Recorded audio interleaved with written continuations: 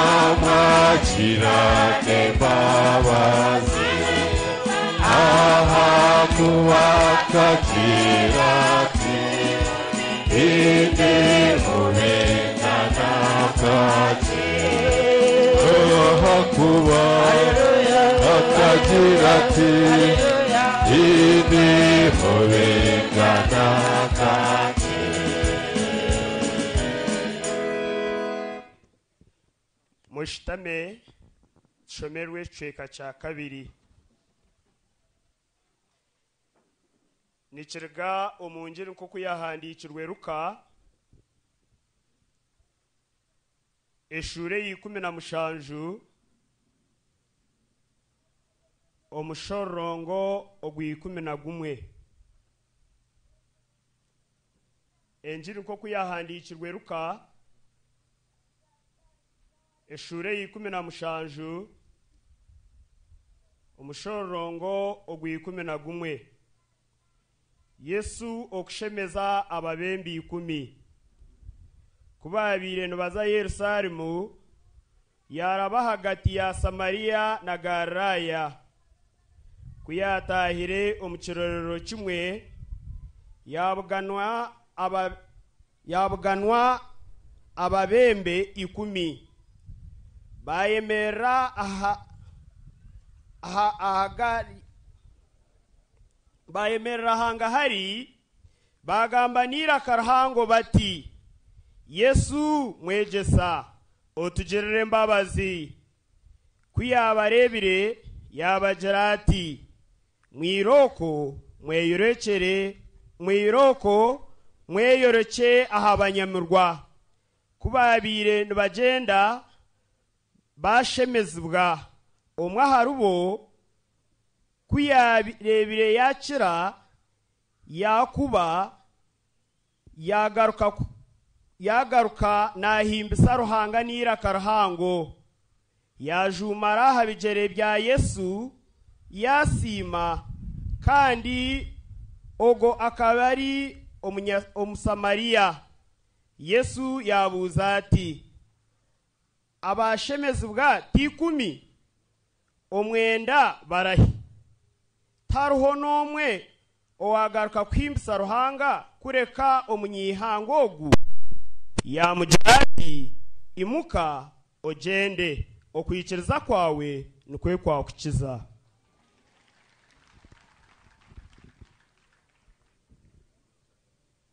Echweka chitu ningashe baruha Paulo ebaruha enjiri eyahandikirwe Luka ahantu ho yagarukira. Tokote tendereza Yesu auri mwana gwendiga omusa gonaziza yebaza omurakoze. Muterera abashombitu engaro mpango mnonga batushomeraje. Twaza kwakira makorar choir etuhereze a presentation.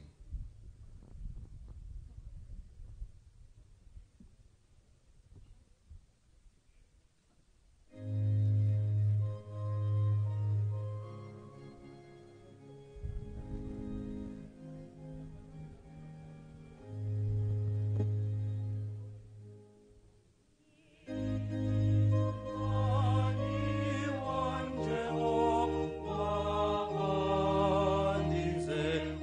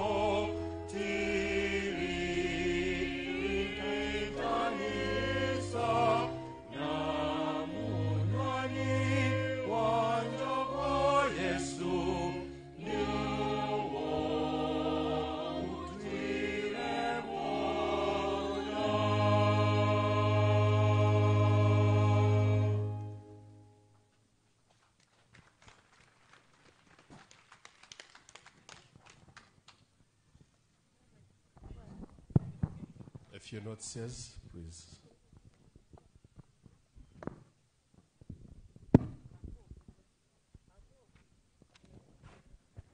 Nindanga ebigambo by'obushwere burukwera ebya Bugiga Richard mutabani wa Rutankundira Kenneth abana babwambara Rukunjiri Rujumbura Rukunjiri district orukuza kuterana na Akoraje Lenient muhara w'omugenzi Musinguzi Davis abandere Ruhinda Rukunjiri district munahabwe icyo muri imwe kwarabe harimo umuntu wena oyine ekigambo kyona ekyamazima ekikubasa kuzibira aba bombi okuteranwa hamwe mu bushwere burukwera akigambe kandi ogu gwaguryo omurundi gwabo gwa kabiri ogw'okubuuza.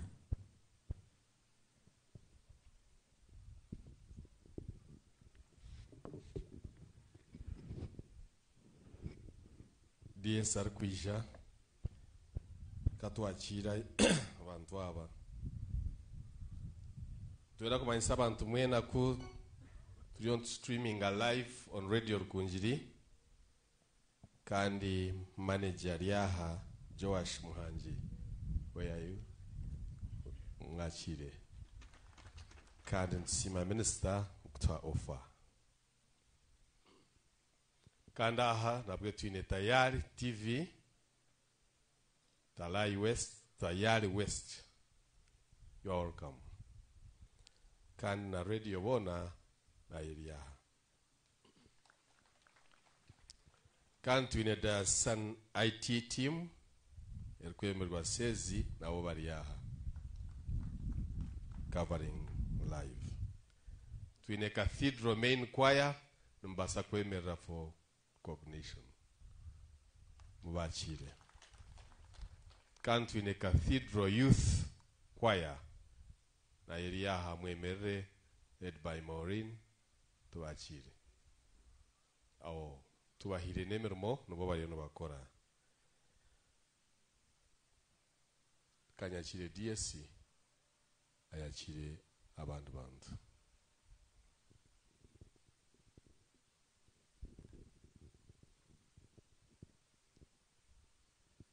Atubanze twakira ne yakire mutahi wawe shitamya rwajugwawe yote nakwakira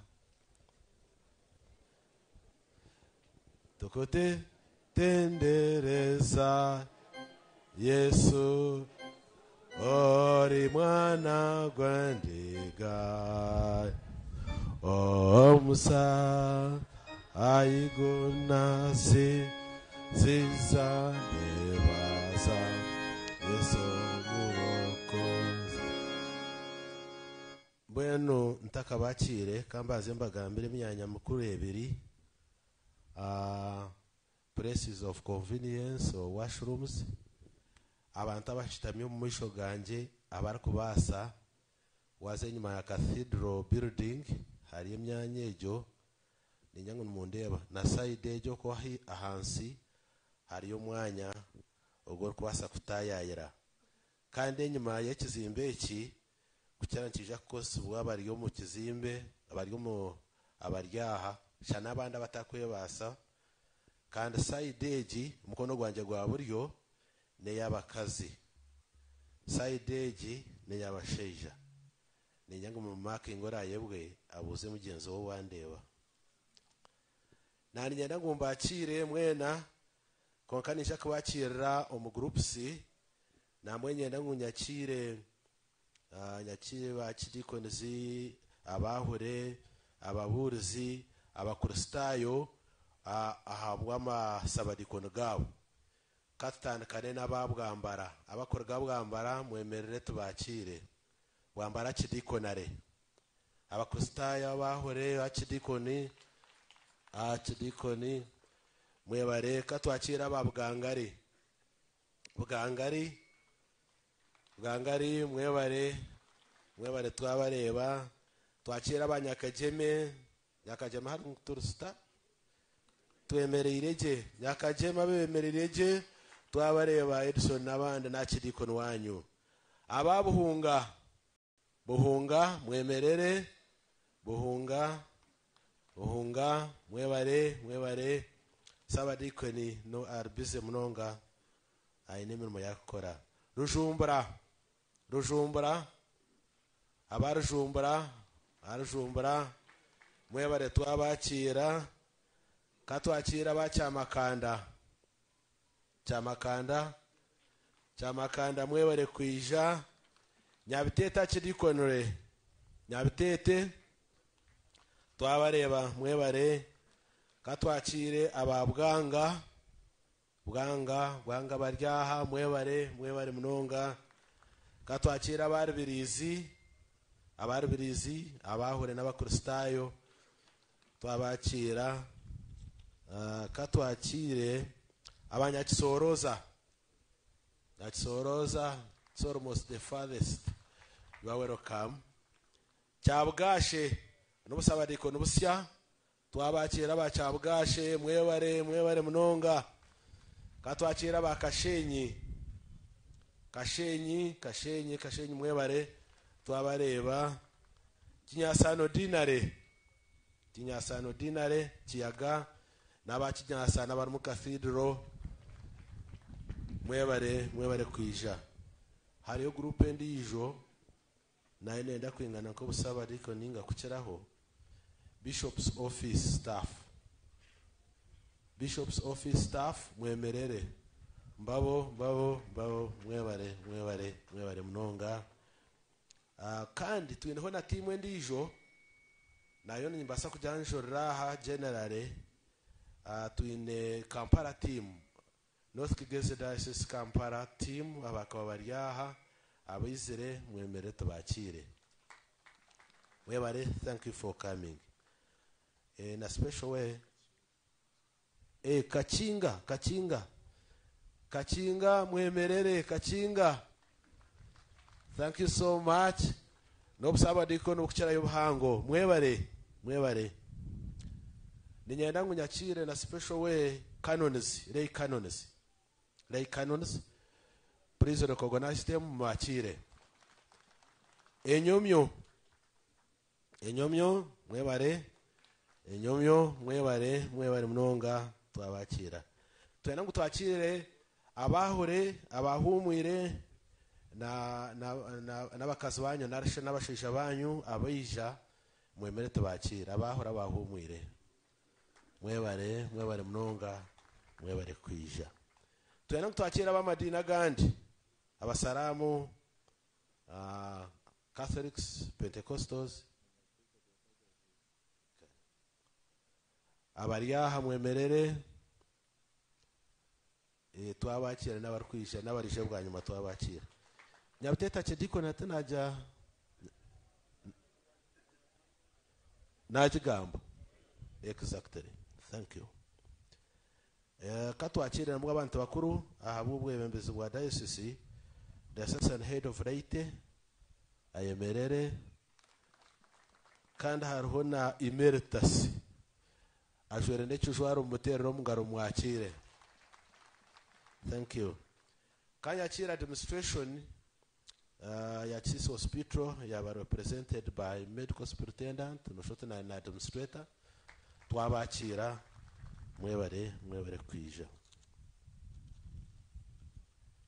ninyana ngo nyakire government officials and civil servants abebembi ruhabwa Rukungi district nire bara DC twakwakira DPC mwebare DPC n'abandi batwebembera district abaryaha mwemerere okay welcome ninyenda ngo nyakire politicians including aspiring MPs n'abandi abakora umutima gwabo nubenda ngo batuyamba twebembere mwebare twabakira gendo tumukunde twakwakira ntwena ngo twakire banks is akwazo represented hanoya Centenary Bank na mangweryaha beba turaganise ngwenda kwijana mani twabakira ba Centenary Bank abantu tukoragana nabo bateza service Stanbic Bank ibawundi bari yo muhanda SACCOs North Kigezi Diocese SACCO staff abaryaha Buyanja n'abandi mutena ngo tubakire babakire choirs Cathedral Choir mugariki mwemerere ni choir yitwe nungi nareba hano ya choir nyongisere ngo bashobye ngo numakorare mwemerere turebe nareba bar smart. Stand up for recognition, please. Where have the rest gone? Hey, there they are. Mwebare. Kandi Cathedral Youth Choir nabo bari ahantu muje kubareba twabakira. Nanye nse nkundekeraho abandi abantu bakuru bamwe Bishop nije kubakira.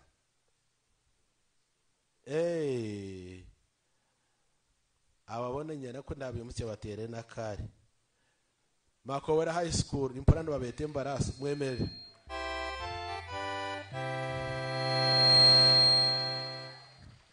mwebare mnonga mutamani abantu jago bantu bakera mpora nkoko barije mwebare mnonga. Yes Bishop twakwakira abandi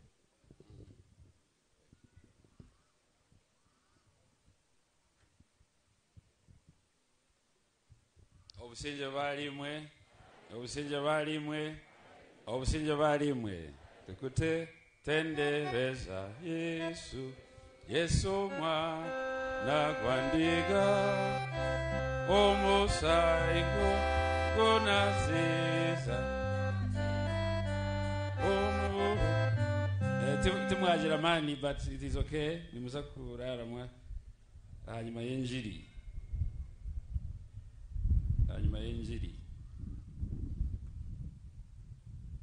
omujenyi mukuru weitu Elizoba ashemerere kubali the Right Honorable Thomas Tayebwa, Deputy Speaker wa Parliament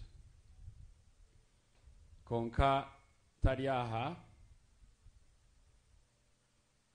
kandi abari kumanye bya mahurire abari kureba amahurire munonga bishemeye ko muri kumanya ngo ali Roma abo kuferwa papa kandi kufa kwa papa ni sasa twena kandi nishaba kujanguhanga ayebembere ba cardinal umukutora na papa omusya oramuzombijere nabwo chakanterere simu yanjere papa akanshabira papa kamushabira ateine ruzaro yamushabira yamira to gumwaka nozo kutunga umwana kandi ugo mwaka yatunga umwana so akabanda ateko kuza kumuzika kandi yagenda no mutaba nogwe upapa yashabiri mbweno waratwoherereze ni wogwe beitu rufute jeraga program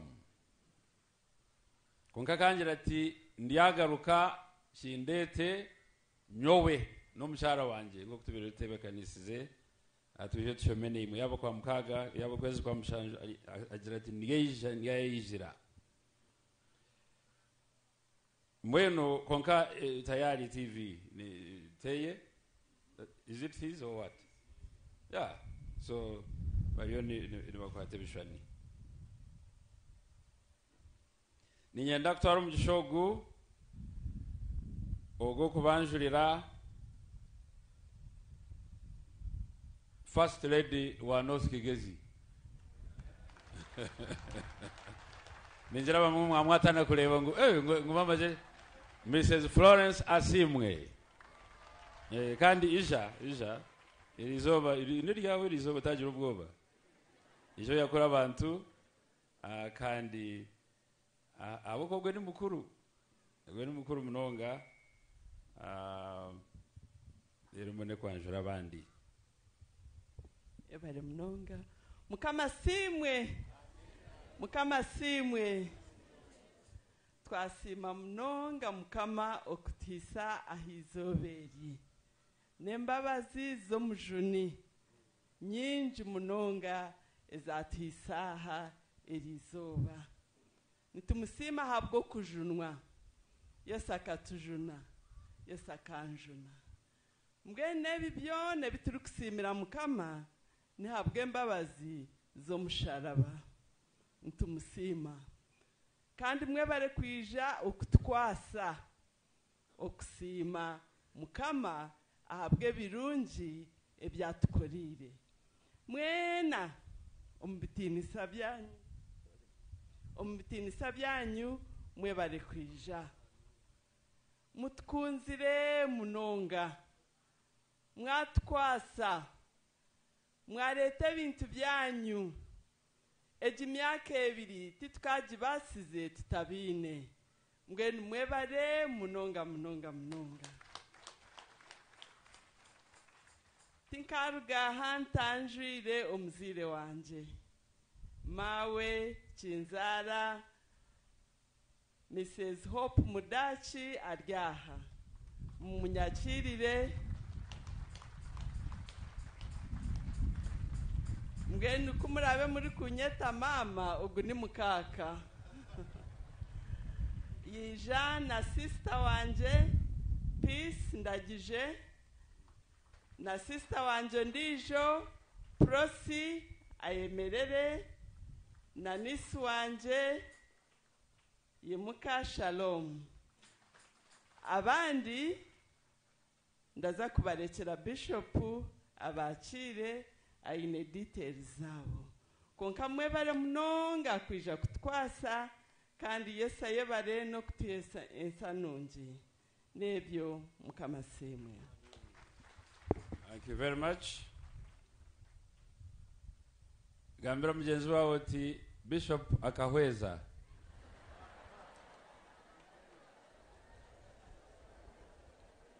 Mwene hinole kushaka nisecho?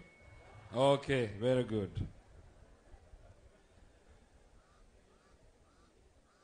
Family niza kurana janjura ahanyuma yo kwanjura abandi bantu nabo bakuru. Erisoba twatungo mugisha muhango munonga abo kuba Bishop okusigaho bureberezi bwe aha Sunday akeja kwatanisa neitwe kandi Bishop ogu afwereirwe nyuma azabire nazika mbwenu yaruga bundi bujo omubureberezi bwa West Rwenzori yaruga Shamwenda okugira ngo bene itwe Bishop Barnabas and Mama Alice Tebejuka, please do come. Please do come and bring greetings. Hono getokte rumungaro zamani buzima. Kandi obuleberezi bwaitu bwa North Kigezi bwine obuzale n'obuleberezi bwa West Rwenzori. Hallelujah. Hallelujah. Mukama waitu asimwe.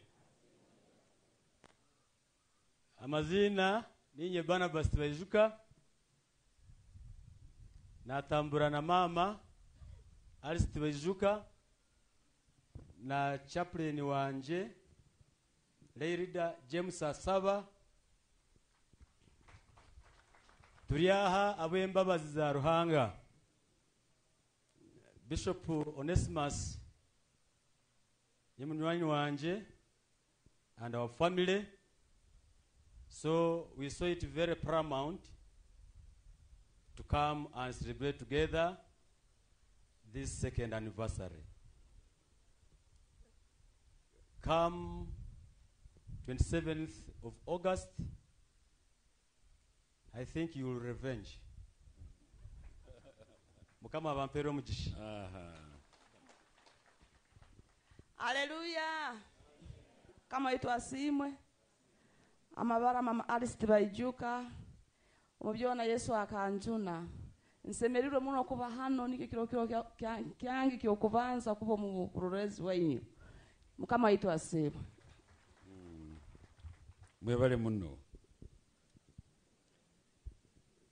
kandi twatunga omugisha muhango mnonga okubana the Right Reverend kandi Engineer George hamwe na mama Chris Bagamuhunda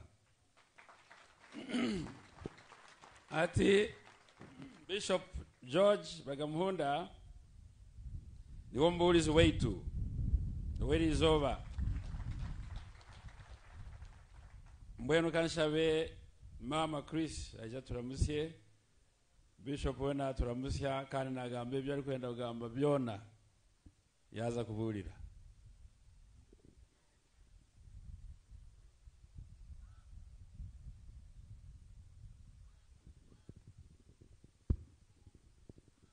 kama wita simwe kama simwe haleluya nanye nashemerwa kubahanimwe ahizoba ikuru kandi kuba no wishemwe mugenzi witu Bishop Onesimus na mama Florence kusima kumara emyaka 2 muryo mu buherezo obu kandi nitwe twaruga kabale twinenda musompango kukira munonga family yitwe tukahumura kandi turyo mu mbabazi nanye nkajunwa Yesu akantambira ahabwo kujunwa nibwo nicyo kitumire ndyaha nanye nyemerire no mwamogu ndasima mukama habwo kuba turinzire nimwe ndabendeza ngo yongera balinde kandi abatujunire nebyo mukama simwe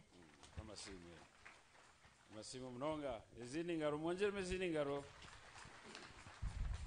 abo nibo batworweire twasima ruhanga mnonga ahabwa mwene wetu ningashi mwene wacu the Right Reverend Nathan Gasatura Oguni, retired Bishop of Butare Diocese in Rwanda. Please bring greetings.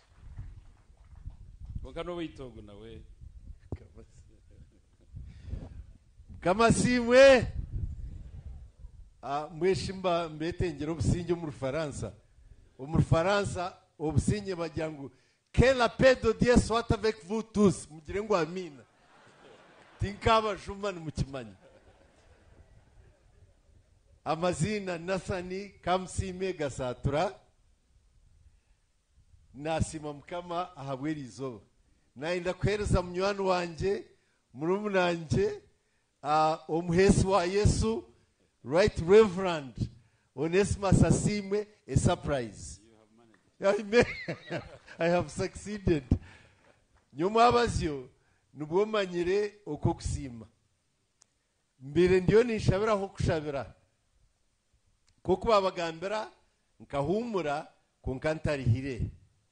The Americans say retired but not tired, barrow-hardened and hard-boiled general. Abantu ba generals ba Yesu. General tumukunde n'umucyara iwotakareba ngo bakarwitaringa nabayesherekere nabari ahantu ikintu cyatera kiti nubwo rwakumureba tumukunde nabwo icyo generals ba Yesu nabone baba bari ahantu they are in reserve.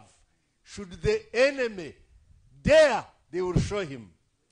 Nabwo icyo nasima mukama tata okugira ngo mukama mbase kwija kusima kwanyu kunkirebere najanti hati kuna humwire natandika kwijo witumporo rubare hati ndiyo ningezaho nanye gukora utuntu turankwatse kumurirayo nawe icyo nyenda kusima mukama abanyankore bagira ngo mukamukunda kutumo wanyu nawe icyo Yesu yambasa kugarko witu why is it home nkaheze myaka n'amakobore high school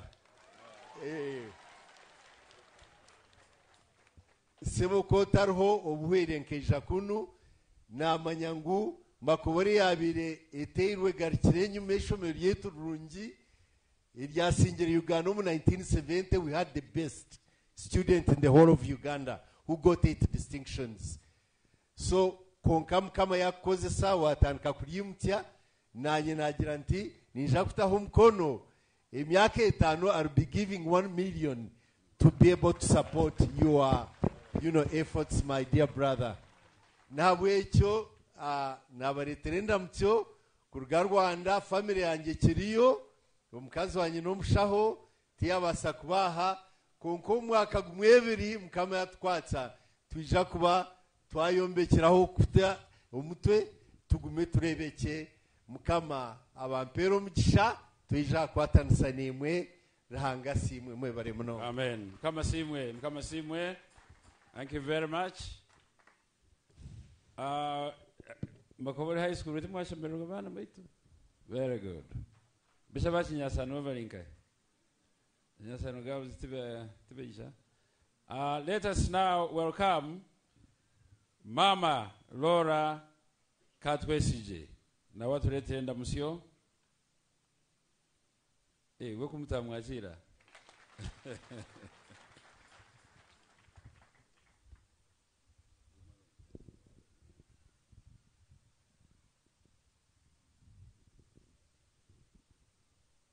My Lord Bishop and dear brother, bari kumpa kazindaraka mbase kuretenda musyo kurga mugurusi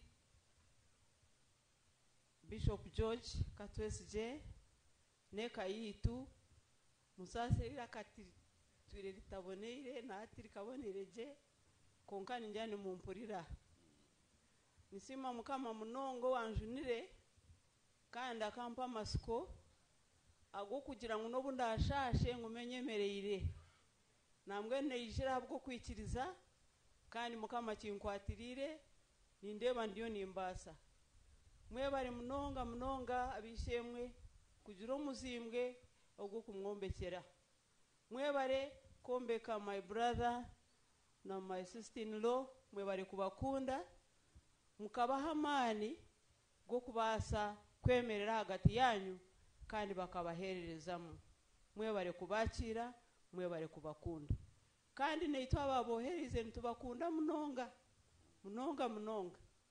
kandi wabanze kubakunda niwe yatwireje urukundo yo kukundisa abantu bona mwe bare kunda mukama kandi mugume mumuhereze mutari kuruha mugume mukore birungi kandi mutaruha mukama abahereza umuci.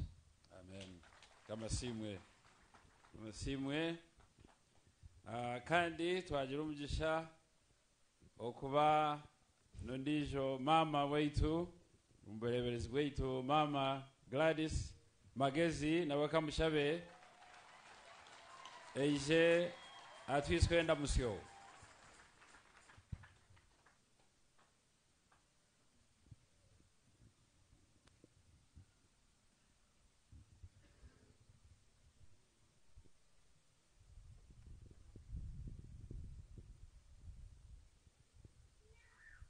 Kama wita simu yebare Bishop mwana wanje na Mama Florence my dear sister abantu osigeze mukama simwe nashemererwa nasimarahanga kunkubareba mpura nashemererwa mubayo tumutendereza na hati nchijunwa n'injurizi narye nuwambisizeho okubaha nembabazi kandi kunkubareba mpura nagarukwa mwamani yebara Bishop na mama ayimwasyo murumogo obu wasima Bishop Johnson akajangweje kanisa erionera teacher mubatero mungara abantaba mwebare kombeka mwebare mwena abantu barahanga ekanisa yarahanga okura kuriyo kwaho mukama simwe kubahereze sente mukombeke kaniseji najireba nasimarahanga nangwa hanyuma naura nagira no busasi konka no kushemererwa nayo bare Yesu okubakoresa nimangu nerizoba nizo no kusimire kaniseji mwebare mwena nimbakunda rukunde gumeo ebare bishop. Amen. Esa simwe mwongere mezidi ngaro. Aliho ndijo otabasa kwija konka yanyohereza ubutumwa katubuhurire. Bishop Onesmus na Mama Florence imbendezi zo barongirya nchakare nikama witagumene imwe nda Mama Edith Kahigwa.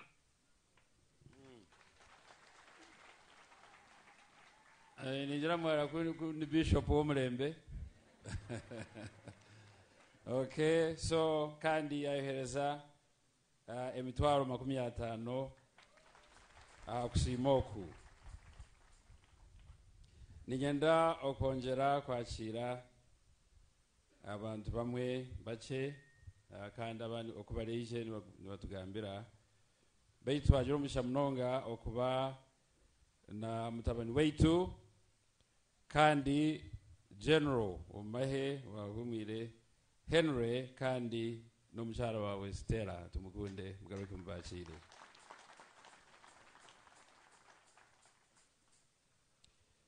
Twajira umugisha okubana RDC warukunjiri omwami Stephen Bewayo eriyo runyankore mukamahariha twino mugisha. Oh, wonderful. Mugaruke mwakire omwami Stephen twino mugisha. DPC warukunjiri kandi wishemwe Apollo twagaruka twakwakira kandi okubarampereze amazina nizagumiza mu nitubakira. Mama yagira ati nabandi abo bishop arayakire nije abana manyisa family yeitu abana beitu bari aha kamba shabemerere ninga mwikankaho abantu babarebe. Daudi ogweniri Daudi asimwe ni no mushaho no mura no tori mushaho council no amateka na kora na Kano Edith Nakarema as a legal assistant. Owakorataho ni mweta Bruce ogweniwe akatererisha muhara wanje yamutwara Ruth kandi Ruth ogwini mumanya timuri kumishuka namwero katereza miliyoni yedirisa numukasheshe yamba miliyoni ndijo mukaninjira ati omwami nawe yataho ninga nawe yagambira kandi twinoho ndijo konkario na Yonska autoire abejukuru babiri so bari aho kandi nabana barunji. Daudi niwe achaitenga kujare birahure konka ninjira yabijara na wari ari yaruka turetero mukamwana mukamasimwe. Omwami Robert Koltaro ni muko weitu ashwire mwiho wanje kuna kuleba na manyongo hati twaza kombe keji kanisa abuko boine chemero chirunji ne sente kandi twine mama wa Bruce kandi no muhara weitu aha nawe so mushansere wanje omuchara Miriam Mugisha Deputy RDC Karungu yeso muri Masaka mukamasimwe and your lovely son.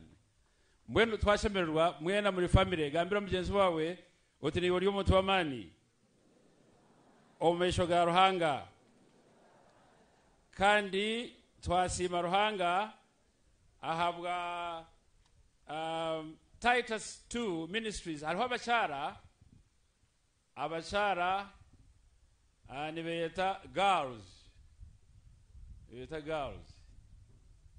abachara abo ni banywani beitu mnonga kandi Mama Florence niwe patron wabo mwenu ni batura Kampala konka baje nitweka kwisha okwatanisa imwe ahakusima kumara emyaka 2 mbwenu Titus 2 Ministries mwemerere abemerere mwemerere very good. And Edgar Wanyalinga Eneisha abo nabo bateire million emwe okwatanisa naitwe omukusima. I want to also recognize these people. This is very important.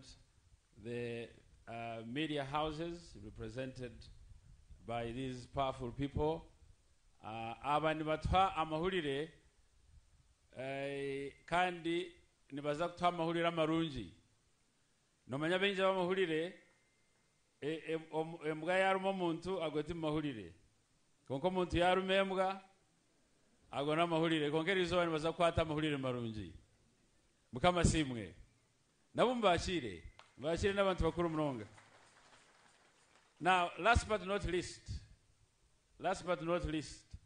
ejo kwa ejo imwe areba kanyete mukama wabo aije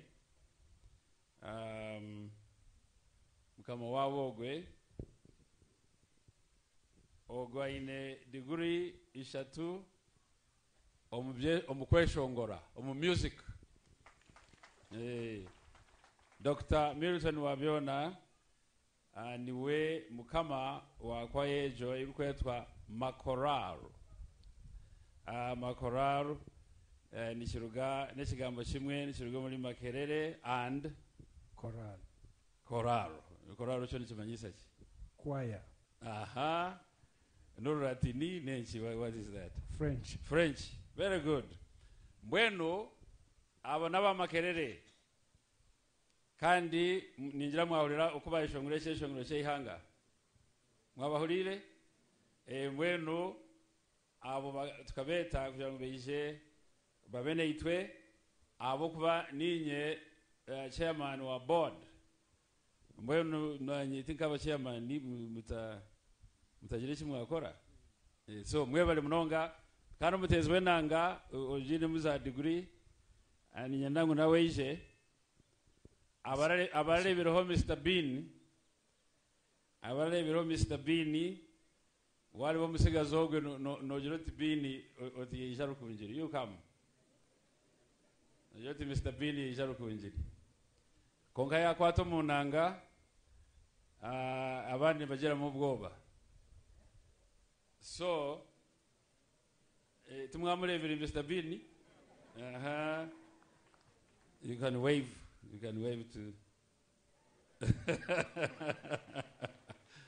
Okay, very good. So let's have one word about Makoraro. Makoraro Nenchi. Thank you, my Lord Bishop. Makoral is a choir, a community choir. Choir ya community yabantu from Makerere University. Makerere, involving students, alumni, staff, degree na staff. Our aim is to use music to win souls and transform society.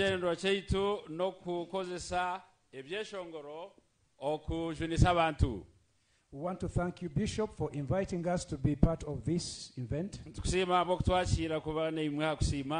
And we thank you for the great work you're doing in the diocese.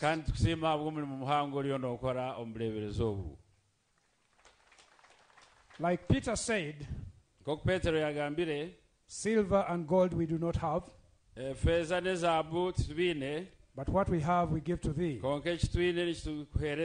We have the voices, and we give you the voices. And if it is your will, we can transform those voices into cash.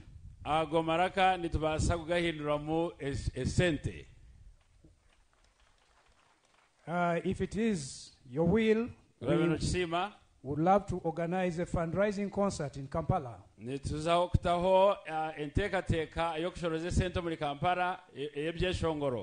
Where we shall invite the entire community and fundraise and add a brick to that magnificent sanctuary. And after Kampala we can go abroad. Thank you so much. Yes, asimwe mwebale. Okay, so hati twatunga mugisha gwo kwakira Nathan Kamugisha. Nathan Kamugisha yabire honorable. No, yes, konkagu ya to honorable. Takabeire we. Muto aspiring. Nathan Kamugisha oli kwetengo bwa MP. Mugaruke mumwakiri.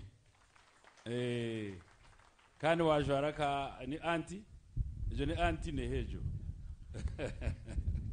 Noza kurara wabishoborora. Nyowe ndio mulisa wabona. Ndio mulisa wabona kandi echo nkachigamba ninye nangu mukimanye butosha. Ndio mulisa wabona nabona owa NRM yanjirati nikwe nanje ndikujirashi nabona owa FDC bone bagira bati yanda musiasyo nanye na mbwenu nkazaruzira okuleba mutabani weitu kano Dr. Chiza Besije kandi nasasa munonga kuna mulebire nasasa okunalebire okwali kushwa uniform y'obusibe nagira obusasi kandi manyango okubanza akatuhereza obushaho 900 bwa cement na mwena kashimire kubari aha nabwe cyo katumushabire okugira ngo ruhanga ateho buryo teino muntu ari kwenda ngo omuntu aze kubona ruhanga ateho buryo yaba kuri okuteisa yaba kuri okugiraki yaba kuri konka arugo muchome nabwe cyo nyowe niyo muntu niyo mulisa wabona hateja kugira umuntu owagezaho kugira ngo na iningwero rubaju kandi nabona no wanankeje anti yabane anti boni bagira bata what is their sign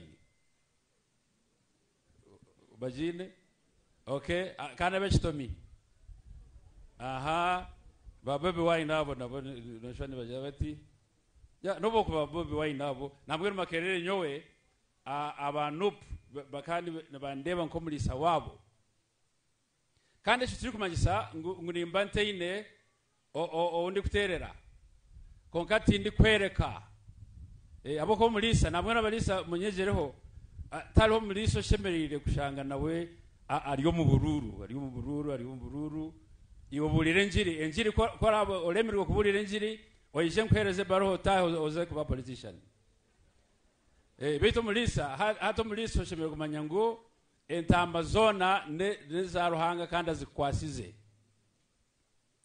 now omwako gwa rurubu twateire nyowe no mucyara turishirize ine aha kuronda MP twatushari Kampala yanjira ati nyowe owanje nogu nanye namugira ati owanje nogu twaza kutera karuru ninye namuvugire twayishiraho nalewa yazo muka box kuri namanyo bari kuterera nanye nazo mukanje naterero ndijo kubarangire obururu results yansinga konga mwe tuze kurwana shi no abanyarukunjiri nyara kubehanangiriza ngo mugiro bumwe no kwatanisa mutekereza edini okurabanisa mu muntu mutekereza enganda okurabanisa mu muntu ahabwo bururu abantu abamara kutera ubururu no shangani ni banywa otwize hamwe hati imwe muri ni mu Rwanda mbeno ruhanga simu munonga kandi owanyikirize kureba Dr. Besije ngugo yeje nkamujya nzonyikirize murebe namara nawe shaha yona muterero mungaro ogweni Canon Dr. Johnson nomshara we Jennifer byabasheija welcome Commissioner General of Uganda Prisons Services kandi Chairman Wokushoroza MP ezokombeka Cathedral kandi Chairman wa Fellowship y'abanyakigezi abari kutura the Greater Kampala. Niyera kumusima munonga abo kuba tukamara kutoa fundraising muri Kampala yayeta abantu 150 bashoroza billion abantu 150 kandi officers be bari yabajoyire byo biri kushana nanka nebisoni aba officers be bamuraganisa okumutwera million 50 konga kubaza kuzireta bareta igana zingahe manya igana 5 igana. So umsheje aliyo nakora umutero mungaro kandi ningenda okusima then nshitame ningenda mubanze mutero mungaro rero mbagambire ekimwaterera mujiro kwishiriza ni manyangwa akusima okwanje ko kubanza President Wehanga akajwecherwa Right Honorable Amama Mbabazi kandi akaturaganisa miliyoni 9 mbweno aho ndi kugambira ebiro bishatu bihingwire azitweire omukashi mbweno echo politicians muchulire waraganise kintu ogireki imwe bari kwenda bururu waraganise kintu kikirize abantu nibagumani beyijuka abo kuba bamwe nibaraganisa entindo na hemigeretari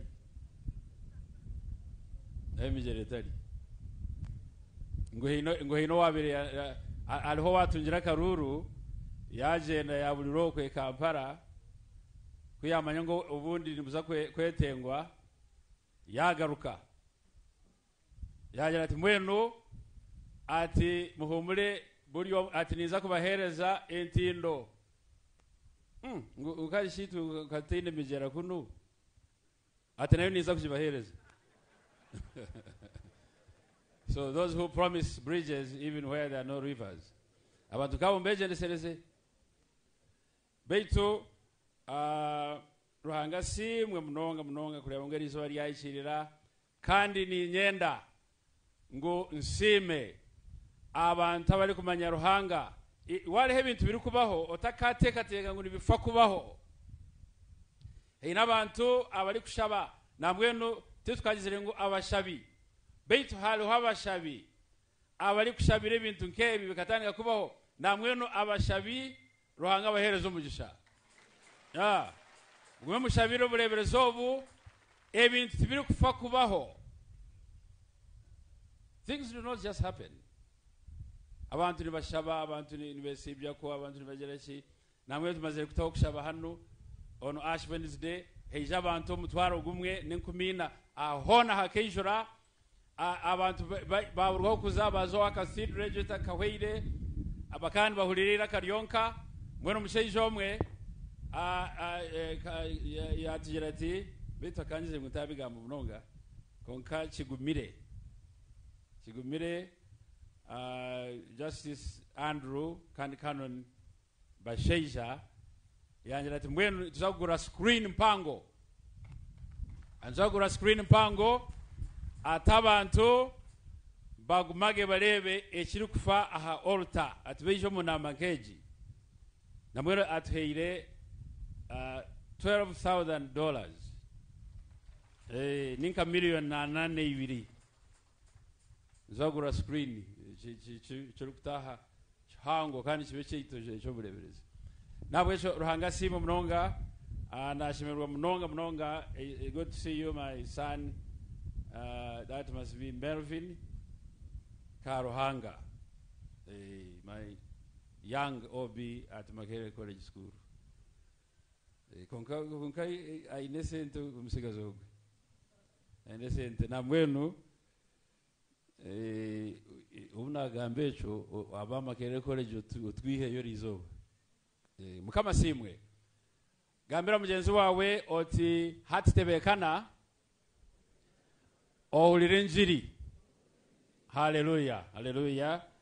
Dini yaza kuturangira cyeshongoro kandi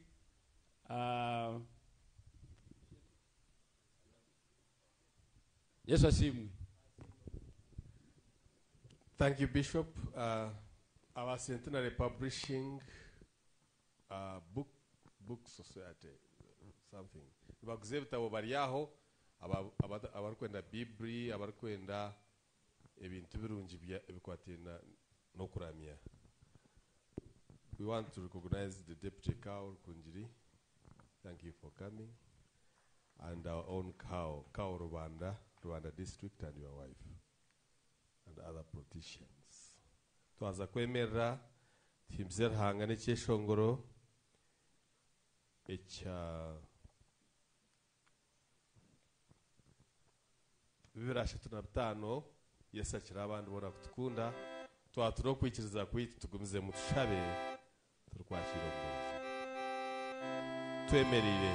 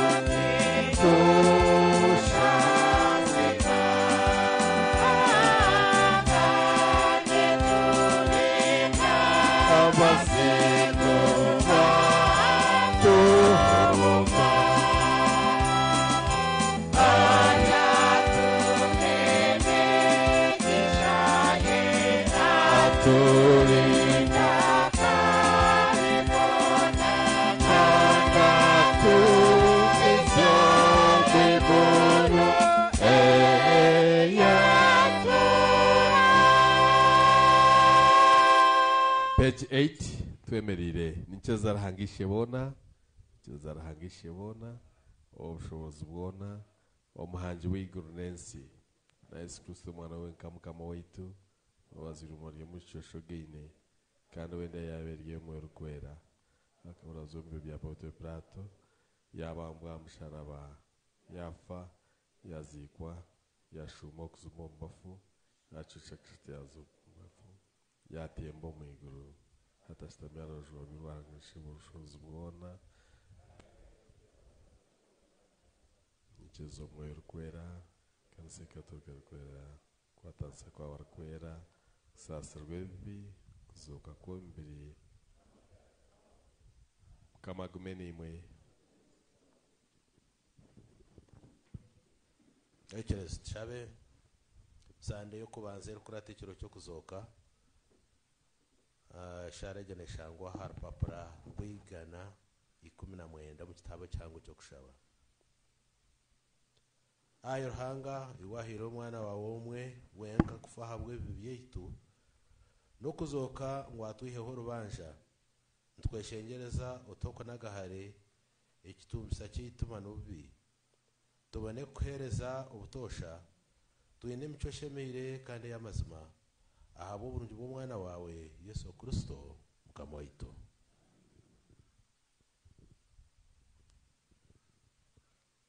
Katushabiri hanga ryitu ayo hango ubushobozi bwona niwo twaramanga gono kagatebe kanisa gakore byo rukwenda mwe tweshengereza umurebe nemba bazawe umukuru yanga ritereri ya Uganda umuhe ukoresa ubushobozi obu wamuheire nisebone kugira obusinge ihanga ryo na rumwe ruhoro n'ishtinisa kandi rije kandi agume abukorese kuretere kanisa yo kwere migisha ahabwa Yesu.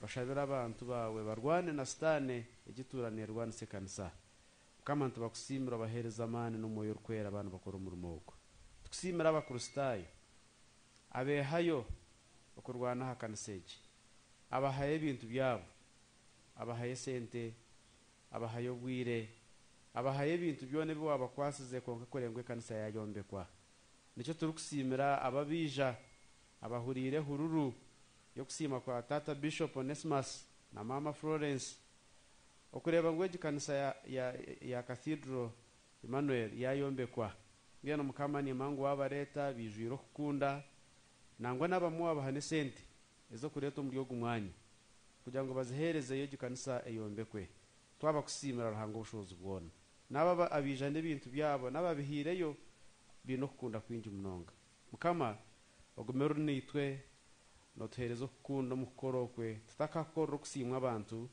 konko kusimwiwe rango bushobozi bwona nishabe byo na nyino kwikiriza abo Yesu Kristo mukama wetu amena. Twaza kushimsara hangana cyeshoga cy'amakuru mukaga na 2 twemerire twakira umburuzi witu izoba 62 RR.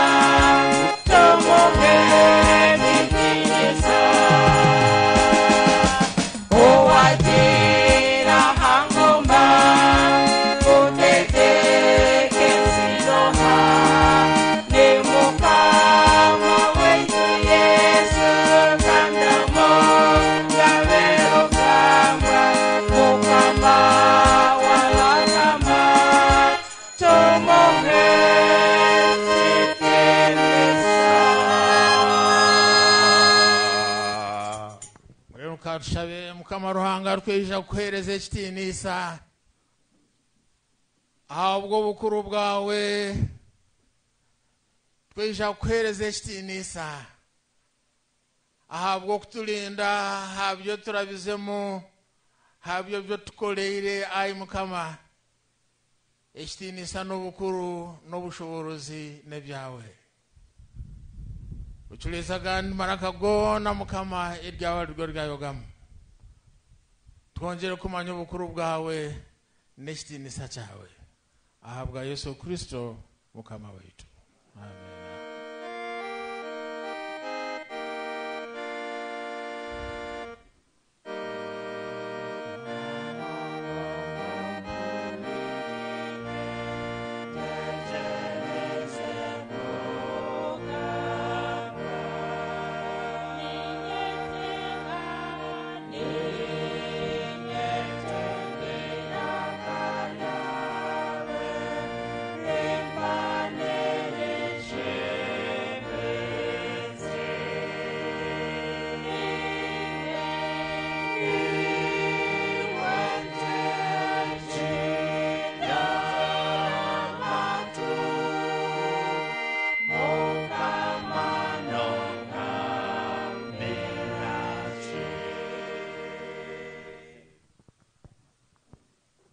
Ninyenda okusima Ruhanga munonga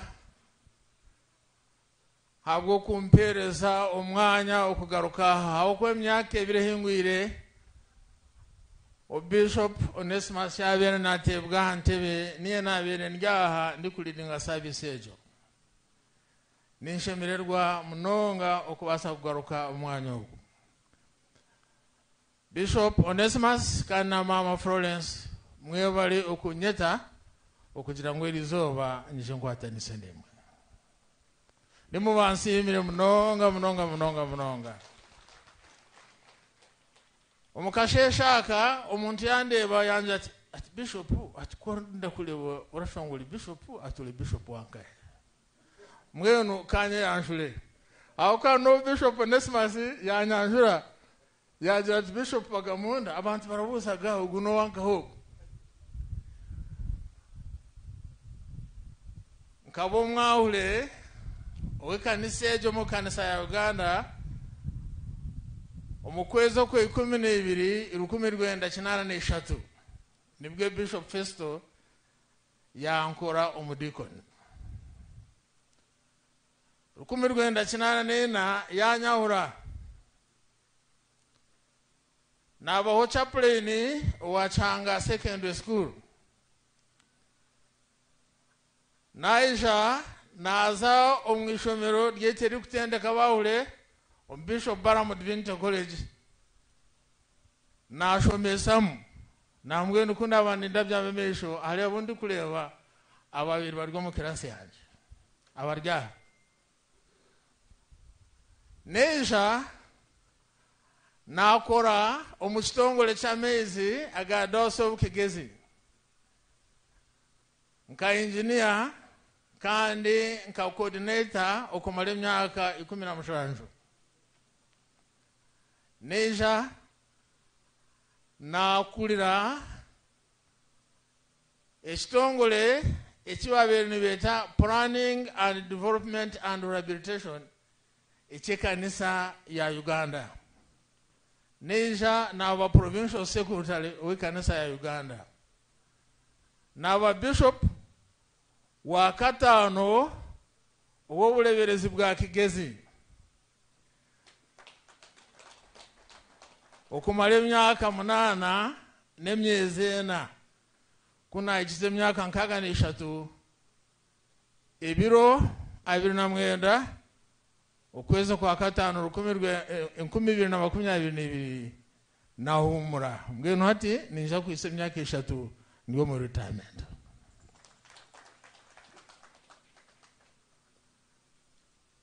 Elizoba twinjire kusima Ruhanga twatanise na Bishop kandi n'abantu abo buleberezo bwa Nosi Kigezi habwo buhereza ubwo muhereza we uyayeteyire akatuma mwanya ogu obumazire emyaka 2 ebituru kushoma nebituru kulira nebituru kureba nibituyereza mane munonga habwo buhereza bwawe Bishop Onesimus. Nyenda kusima abantu abadawseji abakwasize abantu abali kushabira abantu abali kuhabura abantu abamalirize kugenda niwe omubuherezo obu mukama kwetire onyikiriza Bishop nterere ababantu abadawseji enju y'abakristaayo n'abahule mbaterero mu ngaro munonga omwizina ryawe habwo kubasa okukwasa nokushabira nokugenda niwe omubuhereza obu mukama yakwetire echweka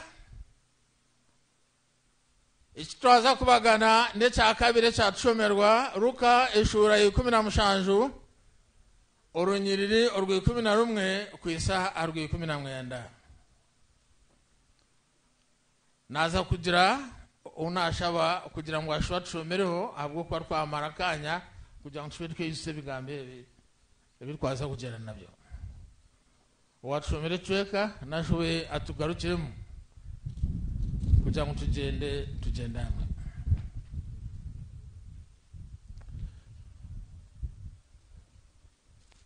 Luka 15 urwo 11 kwisa urwo 19. Kuba ibintu baza Yerusalemu yaraba hagati ya Maria na Galilaya kuyatahire omukiraro kimwe yabuganwa ababembi 10 bayemerera hanga hari bagambanira karahango bati Yesu mwejesa otugerere mbabazi ku yabarebere yabagerati mwiroko mweyoreke aha munyamurwa kubabire nibagenda bashemezubwa omwe aharubo kuyarebere yakira yakuba yagaruka nahimbisa ruhanga nirakarhango yajumara ahabigere bya Yesu yamusima kandogo akaba ari omusamariya. Yesu yabuza ati abashemezubwa tikumi omwenda barahi taruho nomwe owagaruka kwimbisa ruhanga kureka omunyihango ogu. Yamugerati imuka oyegendere okwikiriza kwawe nukwe kwakukiza. Mukabasimwe nimugaruke mu nsimiro mwawuli munonga bwo kwasa kushomera je ekigambo kya ruhanga. Ejinemwe aha mirundi mingi Yesu ali kurugo mu mwanya gumwe nazo mugundi. Echweka cyatugambira ngwaliyo na ruga Yerusalemu yaraba naza Yerusalemu konka yaraba hagati ya Samaria kandi amwe na Galilaya. Omubebromu haliho mirundi mingi ubu Yesu yabera agenda kandi yabera araba akora ibyo kutangaza binji munonga.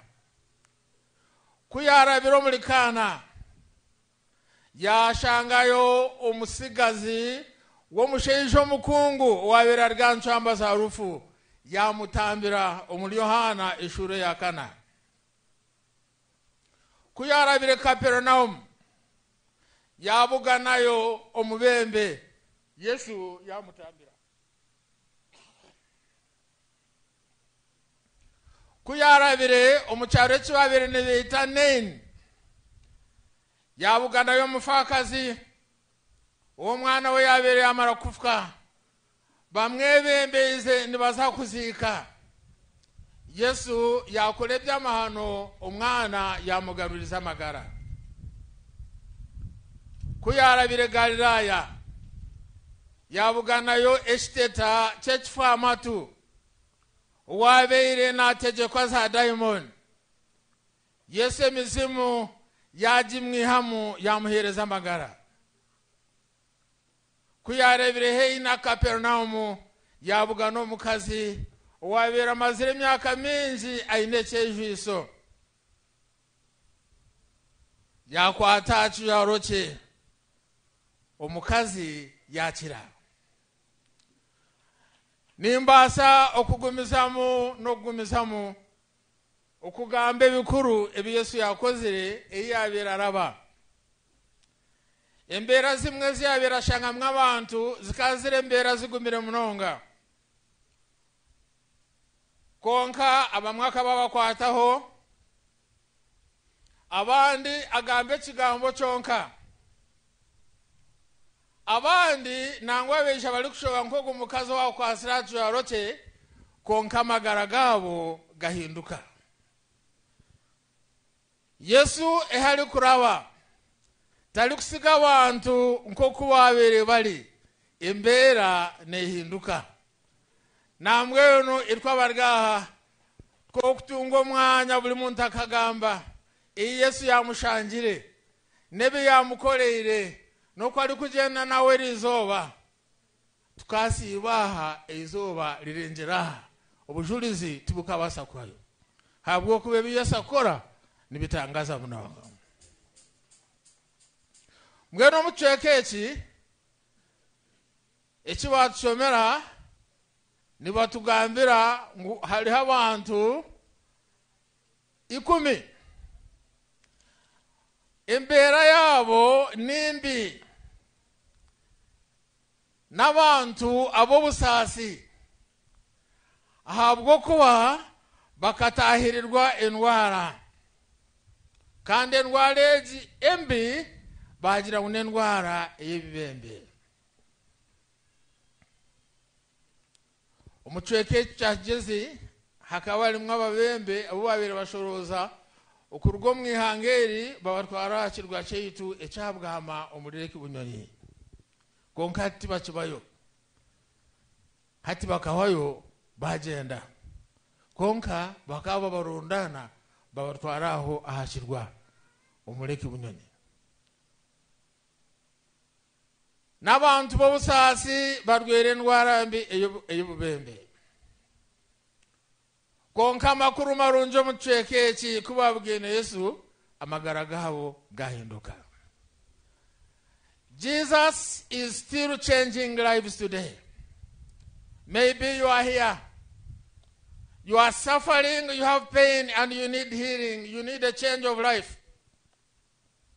Ebikwaza kubagana omucweke eki Yesu nahati nahindura embeera y'abantu abali kumwikiriza kuko yahindura embeera y'abantu 10 ababiri barwere ebibembe. Orunyiro rwe 11 nibaza Yerusalemu yaraba hagati ya Samaria na Galilaya kuyatahira mu kirere kimwe yabugamwa ababembe 10. Ababembe 10 baryo mu mbeera mbi n'abantu babarwere b'obusasi. Endwara y'ebibembe n'emwe ha ndwara mbi eziri kumanywa omunsi egi. Netandika omuntu atandika kugira otere tuche twamutale tuzaha mubiri gwe, tutandika tuguma otwaturi twamutale tuhindure rangi twenda kutandika kutukura omubiri gwena otkotere tuzaha mubiri gwena omubiri gwena gugira obukamba buzaha meisho buza omugongo buzahanda bushuma bukwata omubiri gwena obwo buntu butandika kugiramu amahira omuntu atandika kururwa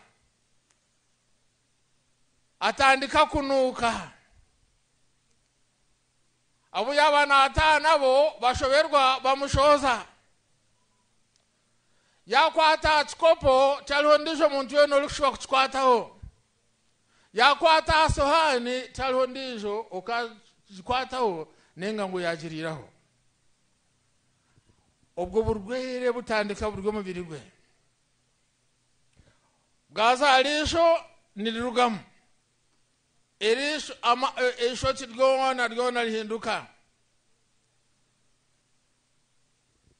bwayikangaro nibuzikuramo eminyomerugamu ebyara bigenda ebyenga ebye bigere bigenda omuntu naguma asyo toli kubasa kwikana n'abandi. It causes social isolation. Kwa kwashomerwa omucweka cyeitu echa omukitabe cy'abalevi eshura 13 kumurati ngobwire mugumize mu gishome mugezeyo babinjirwa mu cyaro tibakitaha zere babo kuba ari kugira obugenyo mu cyaro tokazayo kuba ari kuferwa tokazayo tihene aho uri kwikiriza kuzahona abantu bona bakwaho tihene uri kwenda kwirira hiniwe uri kureta byo kurya nabitambikali agenda ubwo yakugirira imbabazi utagure bijaro byawe turi kushana n'abandi bakushweke njegera nk'ibashweke mbwa korabe nogenda noragirwa kugenda uri kugira uri kutera enjegera gambe uti ngo tashemere kugira ngo abarwo muhanda bona betantale hatakagira owakwika hehe. They are and they are completely isolated to us. Baliyo nibatera enduru mwenu bamuleba mutanugana mukama wetu Yesu aliho narabaho tibali kwenda kumuhika hehe konkechi bali kubasa kora no kugambanira kalihango ukugira ngo akabasa kubahurira bayemerera hanga hali bagambanira kalihango bati Yesu mwegesa utugirire imbabazi ni baragirwa kugamba munonga ukugira ngo Yesu ubahurire ngunakole byo kutangaza abase kubagirira imbabazi ngo kwazigirira abandi bayimerere nko mufuti 50 kandi kwabera aliho umuyaga bakabandi baragirwa kwemerera hali nko mufuti nka 200 konka baliyo ni batera nebo amuza nibagambanira kalihango kugira ngo Yesu owembabazi abase kubagirira iki abakolera nibamanya ebi Yesu ali kubasa kukora ninjira ngo baherize kulira bene bibembe konka matugabo ni gahulira omutwe gwabo ni gukora baherize kulira ebi yakolere batirumayo empome bahulire ebyamara wa Yairo ebi Yesu yakozire bahulire oku Yesu yabere ayaba antemizimu okuyabera humule empumi niba bihulira bahulire okuyalisiza abantu 15 notuntu chemunonga bakahaga akaza unenshaji baryo mumbera ejo yokweho amasiko nibaliyo nibamuzane batere nduru okugira ngo Yesu akabagirira embabazi bayemerera hanga hali bagambanira ko irakali hango bati Yesu mwegesa otugire embabazi kuyabalebire yabagirati yabaleba tiyaba kwataho konka yabagirira embabazi Yesu yaza kugira iki yakora indwara gikwere kushobororwa ukareba obulemezi bwayo no kwere kugira omuntu no tshwanisa nekibi ekibe kiteteesibwe kukiri kuzo mu muntu omuntu arabanamu nonga narugo munje amategura eri mu simenti eri mu mukazi ashume aze kunyama na mara yo kushamba no mu rutoki echo nekibi nashomire ajwere tayi narebemwe agihindura mushanju ezazira 10 ahindura karakari kutandika agikora mushanju agona mani gastane echo nekibi ekibi kiteteesibwe nikiryo muntu nubwo ari kurya tari kwaga n'ubwenge binje ebe mukama yamuhere tibiri kubasa kumumara icyo nekibi yareba uyashagize yaretwa hari neiruka abanda ebitojo habwo ko atari kwenda kumuvugana agona mani agekibi ikigambo cya ruhanga kitugambira ngo abafukirire umubyo kushisha n'ibi byabo abatari kubasa kweyamba nibetenga imbabazi ezi Yesu yagirire abashesha aba 10 ababiri nibarabanamo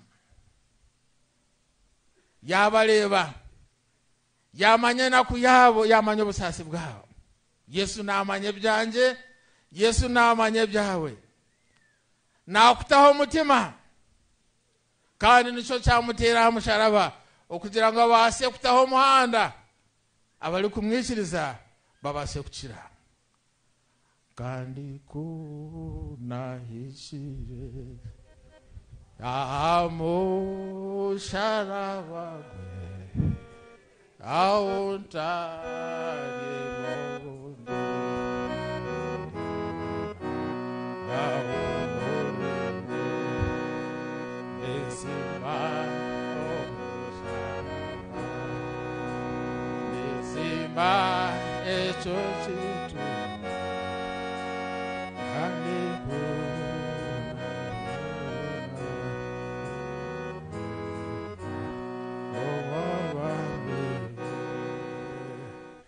bayemera hangari bagambanira kali hango Yesu mwegesa utugire mbabazi Yesu kwebuzima yahurira kutaka kwabo no kusaba kwabo yabagirire mbabazi yarebe mbera yawo yahiguro yo mu ayamubiri yareba embera yabo yahamutima kandi abantu aba tibarwero mu birusha konka bino no busharize habwo kuba heno wabera ari munywani we ko yagizire jinwara yamunuga yagenda kwari kumureba ahurira no busharize umutima gwe tindwara kushaya mubiri konka bino no busharize ari wagambire kigambe nyuma ye akacurira kirya umutima gwe nibetenga okukizibwa no kubasa okugarurwa busa yabareba ogorebe emitima yeitu ebyanyekiro ebitukora nabimanya ebiteka nabimanya namanya ebirya umutima gwawe namanya ebirya umutima gwawe. My friend, he sees you. He knows your story. Jesus knows your circumstances. Ibyo lukoraba muna imanya namanya mbera yo mutima gwawe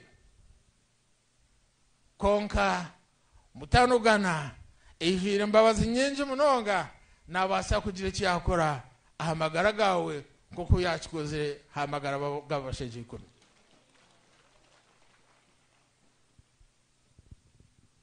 yagira ati mweno nimugende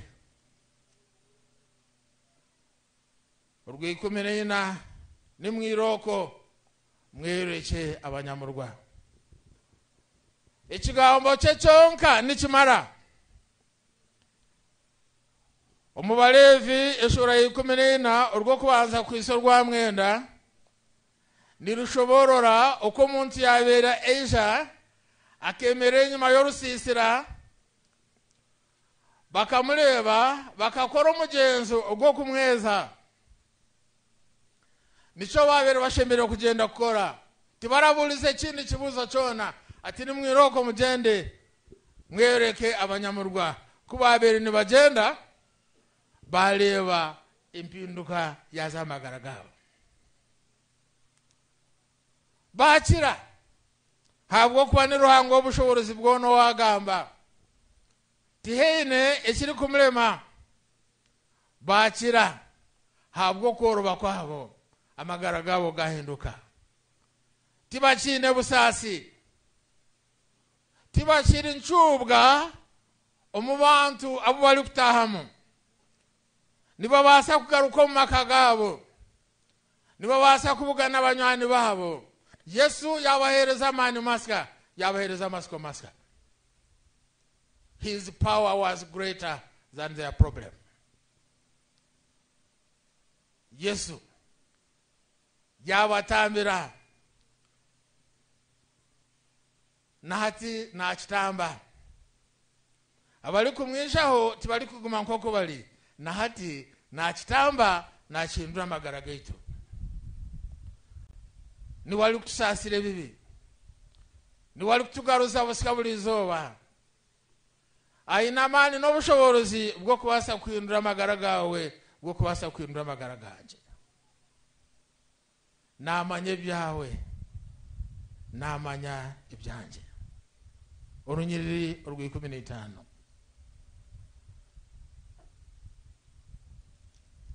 Omwalibo kuyarebere yakira yakuba yagaruka omwe ahalibo habwencho omwe akabarwa mu Samaria. Ibiragiro by'Abayudaya tibiri kumukwataho okugira ngo aze kweruka abanyamurwa. Konka yagira umutima ogutali nkogwa abandi bali mwenda. Yayereba yayemanya yamanya kweberali yagira ati ingaha nindagirwa kugira ekinakora. Yamanya ngo ali nkokwali tiabwa manige tiabwo bwenje bwe atwira shoberwe kumara ubwire burengwa. Yagaruka yakuba yagaruka namanya ngo ruhanga nuwe yakikora yatandika okwimbisa ruhanga.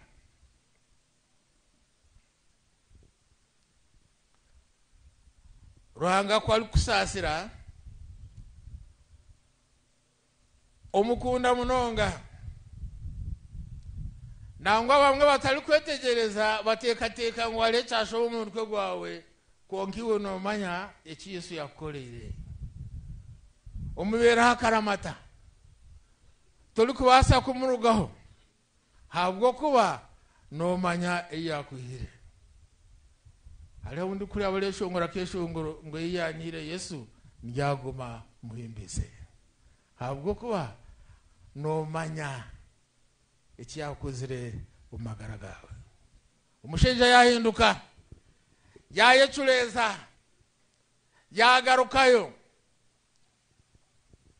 Urwe 16 nitugambira ngo yajumara aha bigere bya Yesu.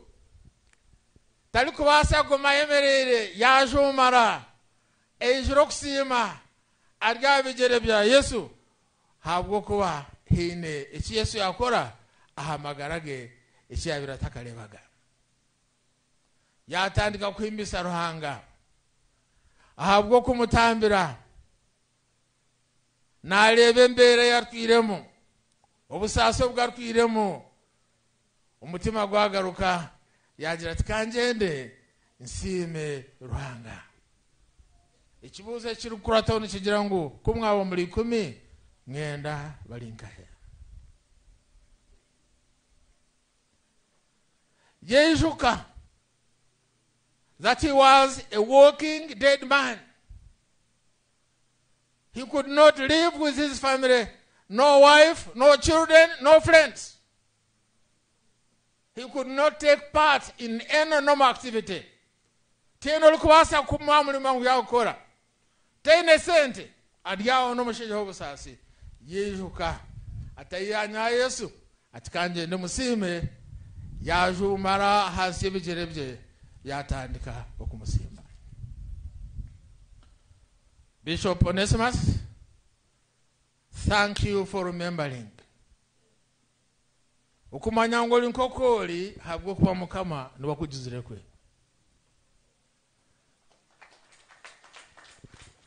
Abeshe mwotuli nkokutuli habwo kuba mukama niwajizire ki? Niwatujizire kwe. Okwijano Bishop okusima ruhanga bw'amanige ahabwo bukuru bwe habwe byakwereze habwe byakurabizemu okuhereza abantu bali kwingana nk'abo muleberezo obu bakakunda bakakushabira bakaraganisa kuni baza kwemera niwe okubasisa obuhereza obu Mukama kwetiire okumusiima omulerizo bakikire habwo kuba ni mukuru ekitiinisa n'obukuru n'obushoborozi byona nebyera twabateeranira aha abali kubaga n'okubatizibwa kumwe n'amasiko gamwe agamagara gatabaho abaana ba Ruhanga abo yafwerera musharaba omukuzoka kwe nimwetiru kushanga obusinguzi okumusiima kikire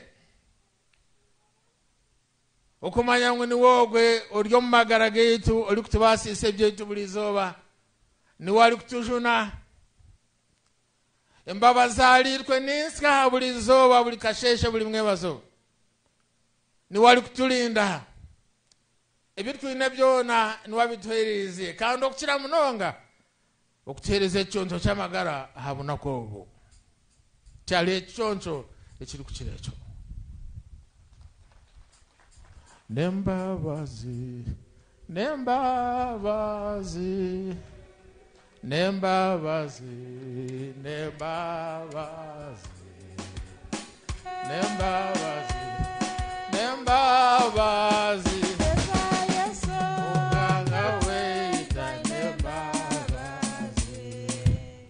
no mwesigwa no mwesigwa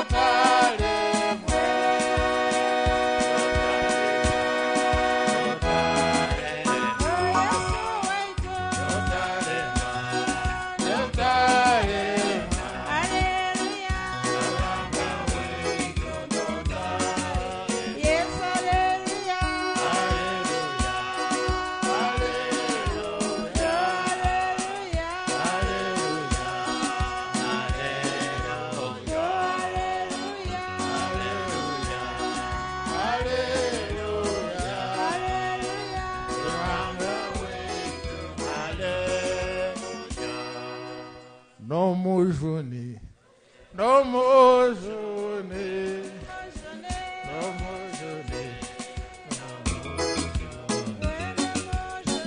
no mujuni no mujuni wanga wetu no mujuni tumwebaze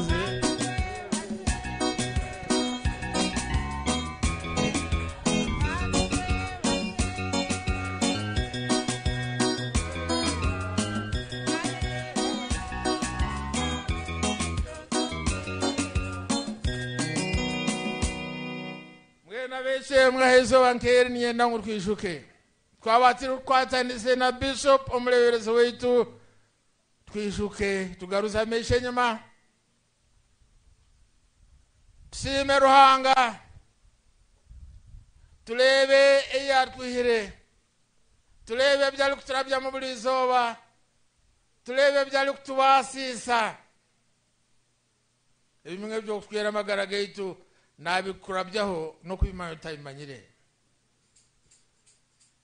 kandi umwe stani kwari kwisha tube hagira ati ngaha uri nkokori habwo kuba uyino ubwenge bwinji kukira abandi oyina mani Ruhanga kakwango uri murungi munonga nico berere nkokori ingaha edyo nina kariya stani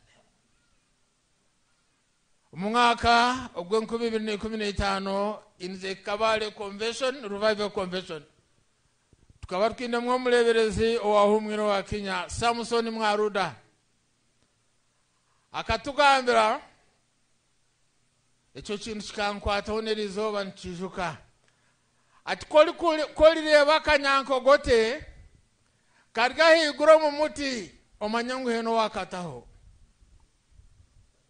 If you see a tortoise on top of a tree, you know someone has put it there. Abishemwe, we are what we are because of God's grace. Akanyanko gote tikali kubasa kwetembesa. Ejo office elukusitamamu rwanga kwero mu gisente zawe zazara entoti zayana abana basoma oli nkokoli habwo kuba haliho kizireki haliho ikirize ngwa kutaho aholi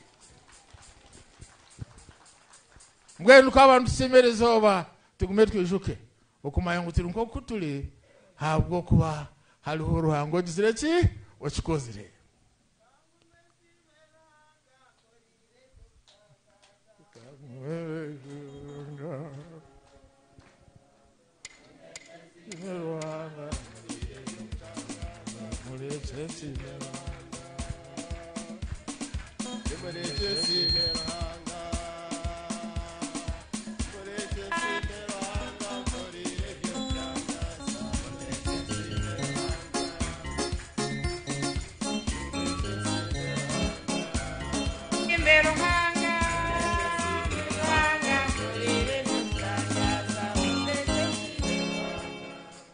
Rwango kole byokutangaza omagara gaitu abikozero mu maka gaitu abikozero mu kirorero cyaitu abikozero mu bulebezo obu niwe twishire okusima omulerizo oba.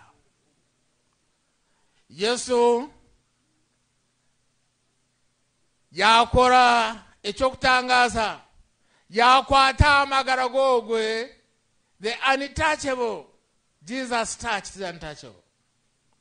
Tieno wabera likubasa kumuwera. Tieno wabera likumutaho umutima. Konka yijuka yama yati nabanko kunaba habwo kuba Yesu niwe yakikora. Banywani banje muri Kristo enyimokwe ekirukuruga hali yabo abanugirwe mukama twere okugira ngo tugende tubasherure tubakwateho. Hali abana babishi, hali abana babozo nibarugo mwishomero, hali abantu abeno bulema mubiri nibashire ko mu maju tibali kwenda ngo agira wabaleba, hali abana bali kulira nibete ngo kulirira karyabo akaberukirira akagira cyabakolera. Nobody is listening to our children who are crying. Abato, the young ones, our young girls are being raped. Emyergane ergo makagaitu. Balioni balira. Nihitenga kugira wahurira karyabo akirukirira abantu abo. Ensi etali mu bulinganiza. Ensi eri mu bushashu. Abena mani Trabati naman aworo tibeni iraka mukama jire atwimuse okugira ngo tugende tube iraka ryabo abatali kubasa kwegambira. Tugende tulete okugarukana eyukutali Ruhanga tukozese okubasa kugarukanisa abantu tulukura turogwe ekyokuleberaho kyaitu Yesu owahiro mushenjo gw'amasiko kandi akisha akajomara ebigere bye okumusima habwe kyamukolera.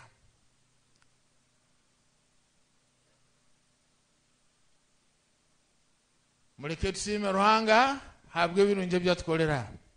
Muleke tusime Ruhanga habwe byaturabizemu. Muleke tusime Ruhanga habwe kuba ni mukuru ekitinisa n'obushoborozi byona nebye.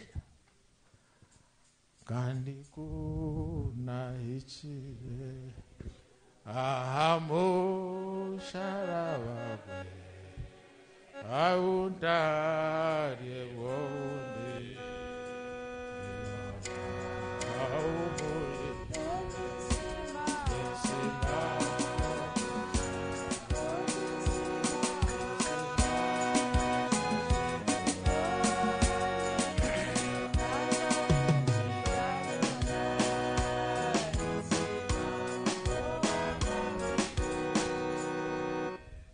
kumbere ndi ku preparing ebi nayireba nagira ntukonka mbere mpe muke nkobere ninsima Ruhanga okukira kundi kumusimba nagaruza mesho nyuma ankolere binji omagara ganje hali binji nejuka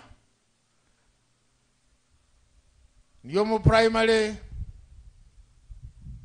toinenke to mu kijere kawale nembeho nyinji notere nsibo olebeshaga makusha erikwija otashashire habwo kuba nembeho konkano iruka noza ishomero nejuka binji nalebe myaka mushanju eina maziro musiro gikorokole gimukono abakuristayo bakampera fees tindahire fees nagira nti Ruhanga kuri Ruhanga okutangaza natandika urugendo rwo kushoma engineering nazara Fubra University of Science and Technology. The Swiss government paid my fees. Naza Cranfield University okushoma masters UK. The European Union paid my fees. Nagira nti Ruhanga kumbere mpe muke haliho binji ebiruhanga kozera mu magara ganje nagira nti Ruhanga nyegese kusima bulizoba namwe no rya no manye biruhanga kurabizemo namwe naza kushaba wo kuboli nkanye waleba ngo shemero kuboli kusima okutyanga ko kusima ati waza kwemera aza tushabe hamwe kama tusasire ahabwo mutima ogwe ogutali kusima atereze kumureba busya no kumumanya lero tubase kumusimaje Mukama Ruhanga ndenda kusimira abo abayereba bakemanya bakamanya ngo bali nkoko bali habwo kuba nibo bagizire kwe bakarwara Mukama bayo masiko konko abena mura bazombe bihome Mukama bunakubwa ikire wabihamu bagirenda yabire ryo kubatwara wayibarabyamu wabahereze cyonco eco mwana bafkerwa bagira busasi bwinji wabaziri ko mwe ko gwembabazi wabakwatirira nato kiri nabo wayibarabyamu babefuzi bakiri bato bashuma banyegera bagire njara konka Mukama wawe amwe abasheija n'abakazi wabe amwe Ruganda Ruhango wabahereze mirimo ibali kubonaho eco kubatunga nango nebyo kubagana nabandi wabahereza bukuru watindura abahereza mu kanisa yawe watindura abahereza mu government yiteji Mukama imbaba zawe tizigira ugarukiro utusasire ubutwire ibitekateko byeyitu bikaza handi tukagira amaryo tukaremwa kusima tukebwa ngo turi nko kuturi habwo kuba niwo tugeze kwe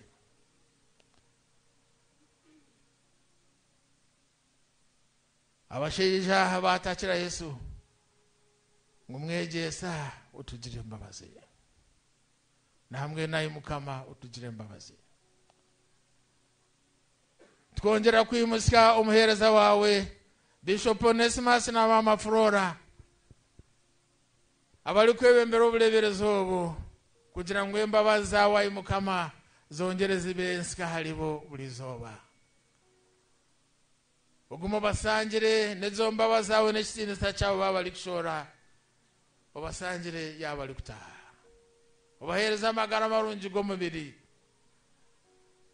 oyonjora imusa abasheija n'abakazi omuleberezo obo abokwemerera nabo no kubahamya no kugenda nabo ukuleba ngo umurimo gwawe gwakorwa ikanisa yawe yayombekwa injiri yaburirwa webale mukama habwo kuba turi aha okushulira oburonje bwawe.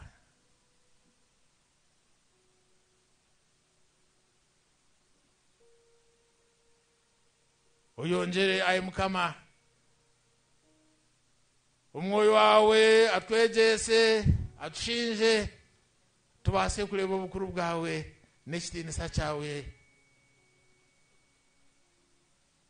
Twijaliwe iwe mutanugana omushuni wetu oyongere kutugaruza busika buli zoba aze kanisa yawe eyombekwe ahabwa Yesu Kristo mukama wetu. Tukute tendereza Yesu oli mwana gw'Endiga omusaza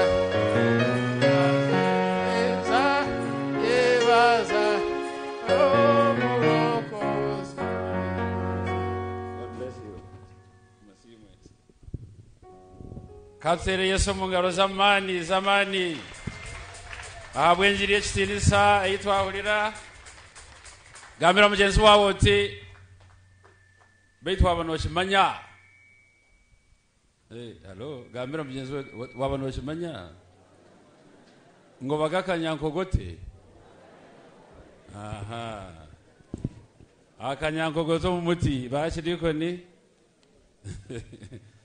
muri ubunyankogote abahure abo by'obutegetsi abasheisho makaganyo kandi oli kutakanyankogote omuti nabasakushuba keihemu akahanule nabo esho katumuhereze kitinisa ruhanga ni watukozere ngo kutuli haliho omusheisho omwe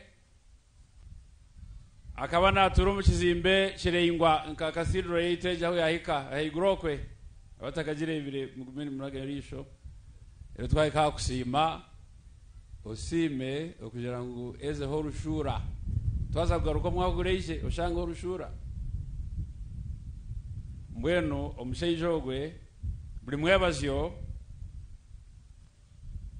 abana babeishaga ahansi ateka mandazi aguma nalecherayo guma nalechera abana ni bali mandazi nibazana nibatera mpira mbwenu zichika shaha 11 abana hati bamanyangu amandazi gaza kutania kugerachi rwa hansi kuragara gali kosya gaboneire kande ndagironde mutwe konka alirechera ligwa nko meishoge mbwena mabale kugatana cyo kugwa omwana yaza kwata ari kuja uneri yandazi akashanga irye ibale hati batanga kureba higurokwe ngo kuno holi kwenda kutwate mitwe wamushaija ya ati ninye turana abahereza mandazi buri mwebazo ninye tukati mukansimaga mweno bishop yatubulira jenjiri nyoni manye eyesanyihire nico turi kumusimira neiwo yobuze tibeitu Yesu gunara musimire utakali namabale abo kana basagohereza ogole kusta akanyangogoto mu muti aboko bunyangogote buri kutemba nabasa kushuba akahanule katugaruke tuterero hanga omungaro ahabwe njiri yerizoba. To God be the glory. Kandi mwena abeshiriza Yesu manyengo tunokuterana mujene mu hobujulizi kandi ruhanga baherezo mugisha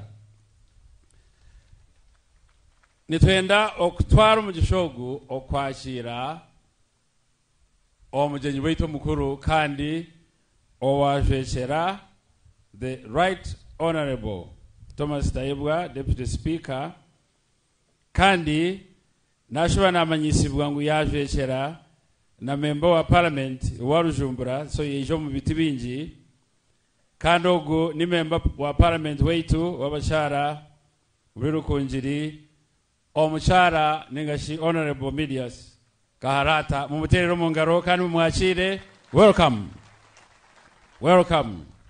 Yesu asimwe. Nigenda kwanjura hati mwachandikaje aspiring. Kubanza mu mato honorable nataka vile aspiring candidates for women members of parliament. Ni byevi nabasa innocent yemerera abantu bakwakire. Mary Paula Turiaikayo yemerera abantu bakwakire. Aspiring member of parliament Rukunjiri municipality Omwami Andrew Chichira. Aspiring LC5 chairperson Omwami Kakuru Stephen Kanyonyi.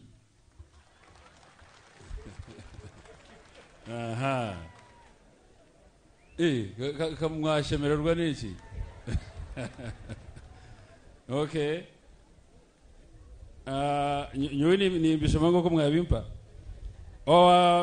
Omwami Anderson Katebire former LC5 chairperson. Welcome. Namanyisibwe ngole ho mwami Boaz kandi n'omukyala we Syria Rutera.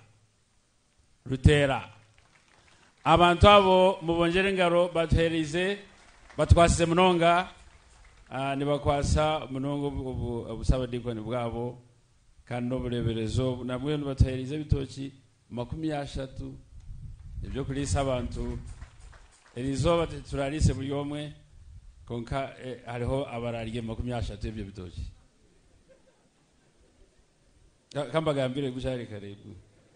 Yes. Kandi hariho mwami Obadiah. Umurujungu ndivyo kirimanya. Obadiah. Konka katwete Obadiah. Gecha abantu bamanyirire kandi na Lois. Last but not least omwami Robert Mugabe nawe yeja mukama simwe. Very good.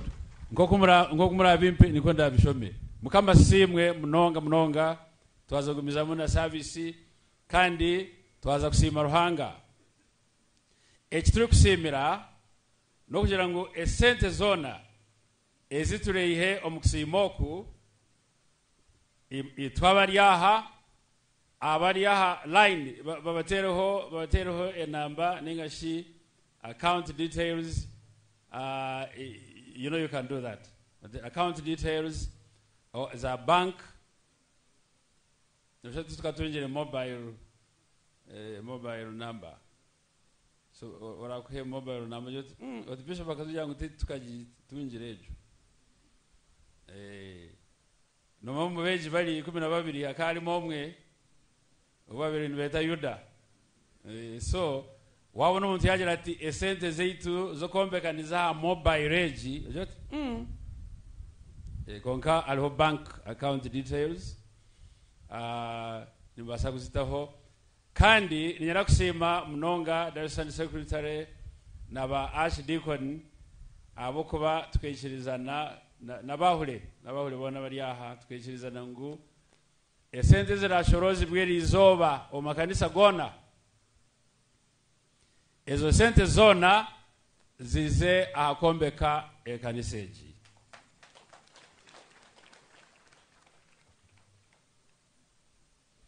Kandi nizakwisha.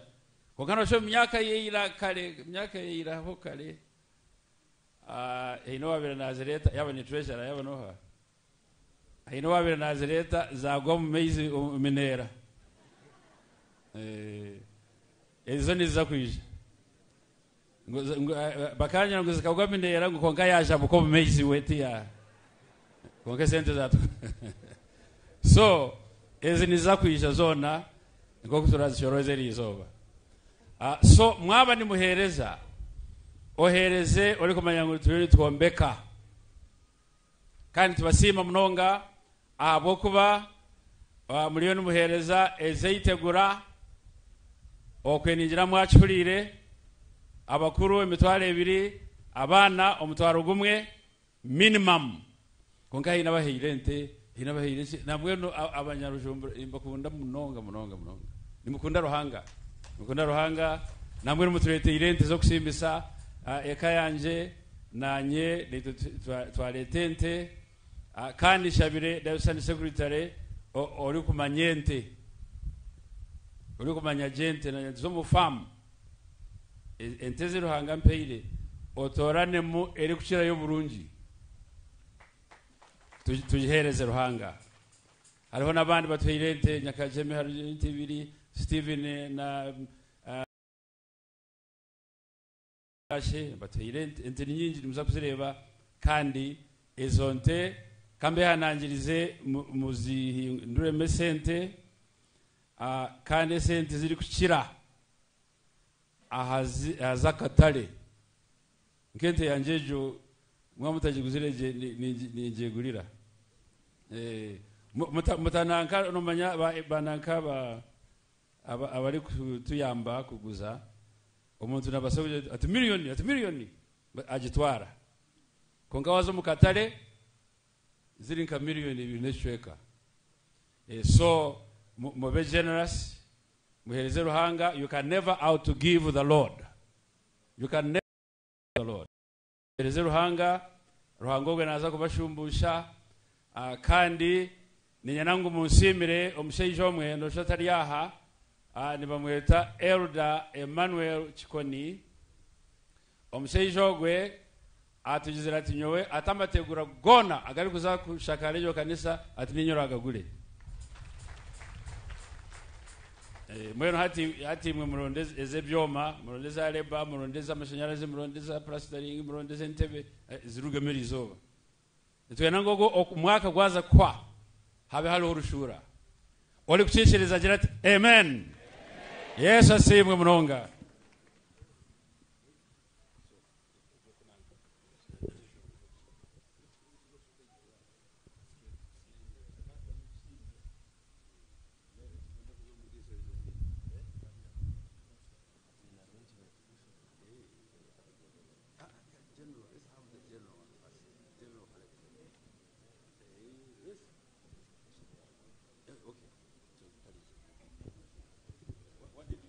Maureen, please on the stage, quickly with your choir. And then, Enid, Nwenya Siga.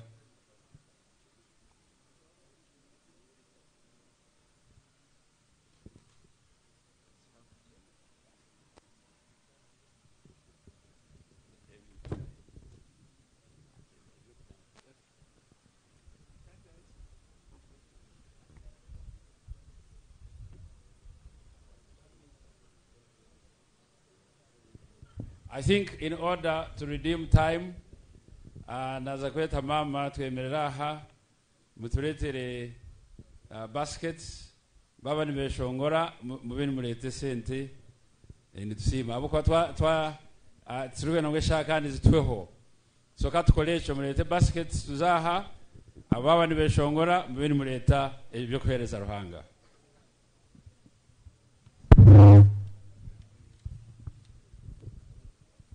Hallelujah. Erizoba nitujaguza emyaka 2 Tata Bishop na mama, congratulations. Amen. Echeshongoro turukusima ruhanga.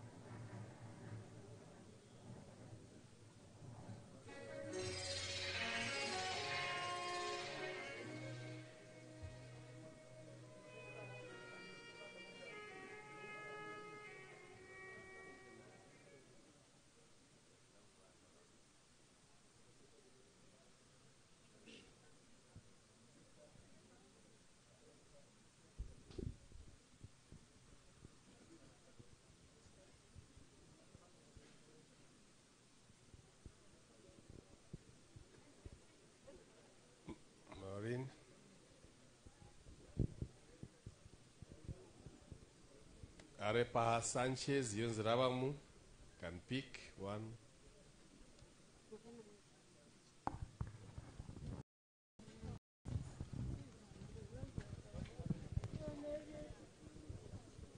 If that song is not ready, can we receive kwaya mutwe chavira 5 kama witi Yesu umulisa wanje.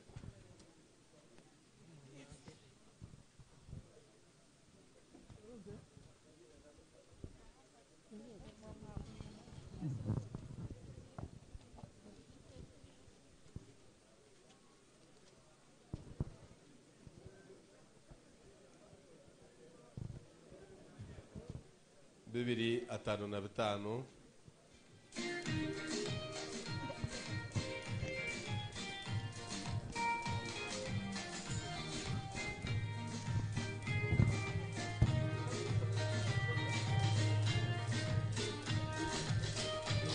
Mukama witu no mulisa wanje andetare pemokaho okonyo wekani na wakamo wanje endeche na chituchuna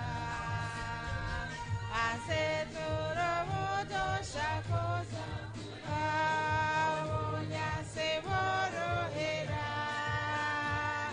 atara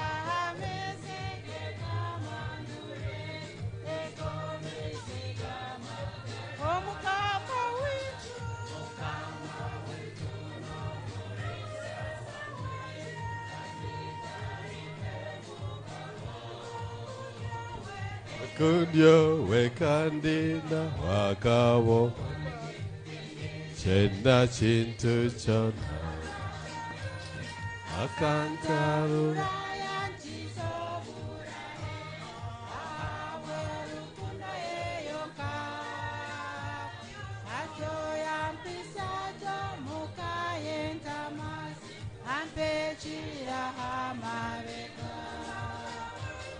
Mukama witu no mulisa wanje anditari pemukao okunyo weka na wakabo wanje indiche na chintu chona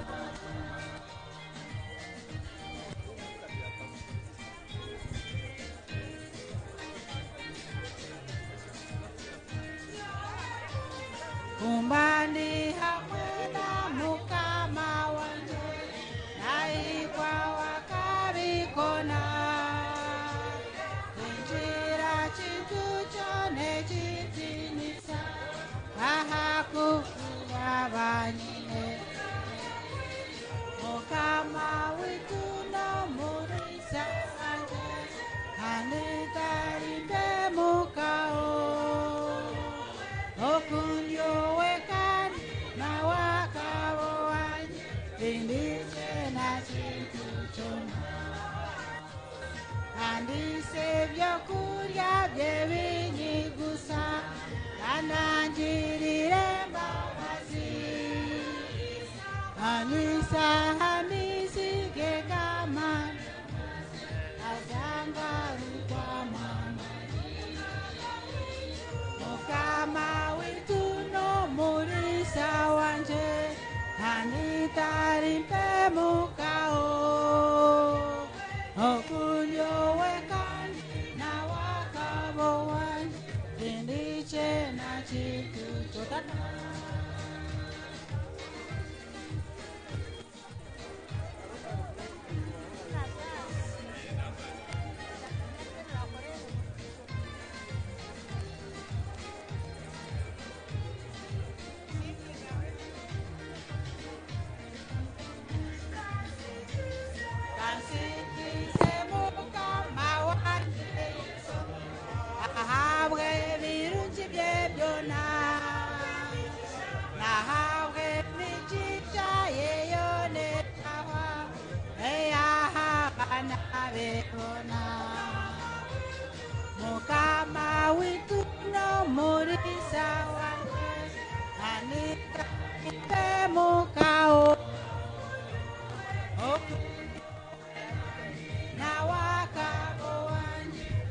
More baskets, please.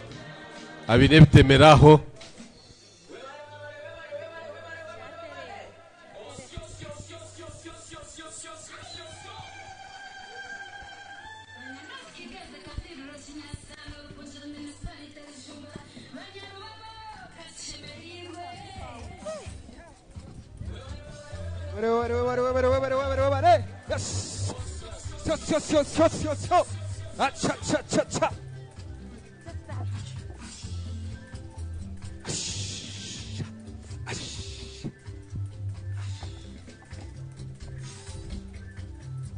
Ruhanga simwe kachemerirwe okumara emyaka ebiri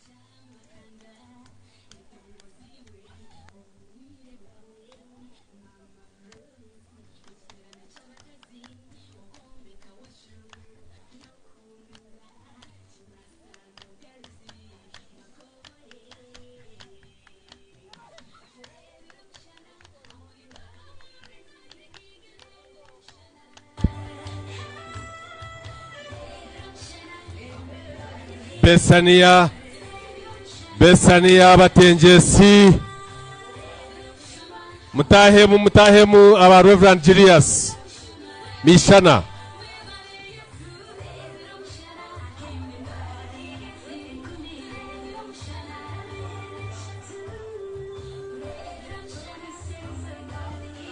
Reverend Julius Mishana na Besania team, you are welcome.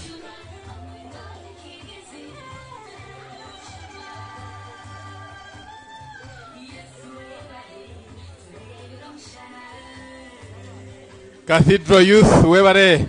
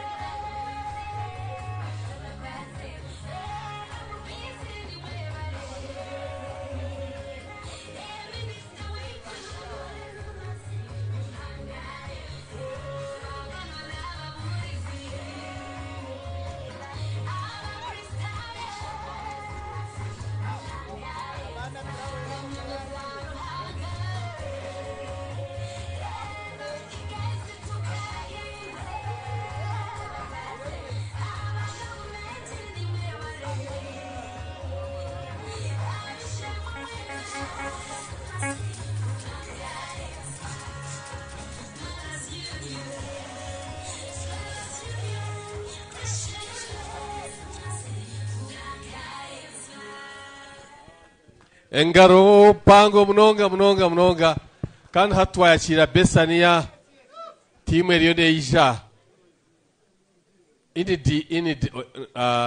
na waine a good song wenye siga you could come and use this chance. There's no more chance.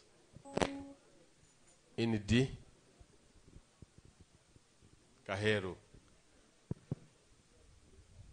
kan recognizing was Honorable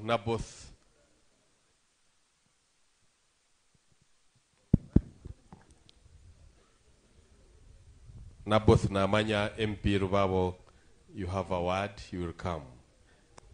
Aspirant candidate Kirodenia Bachironda twakwachira webale kubanitwe abarukutahamu Besania Prayer Mountain Nisima Yesu ariwe chakozire Nisima Yesu ariwe chakozire Ariwe chakozire Nisima Yesu ariwe chakozire Nisima Yesu Ayayaya Nisima Yesu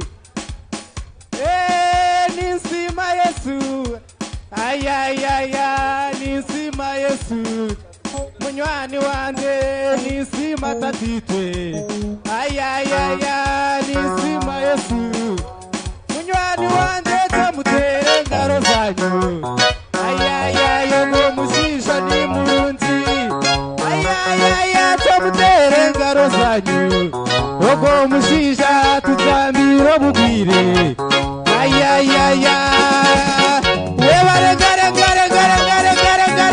babatenjesu Ayayaya Mbezi Besania ariweja atutirizo bugwire Munywani wande Mbezi Besania Munywani wande akatutambira bugwire Webare mukama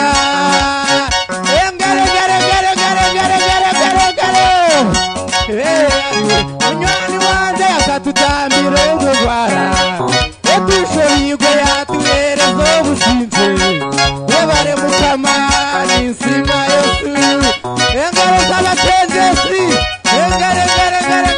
Munywani wande akatuyana nyakibare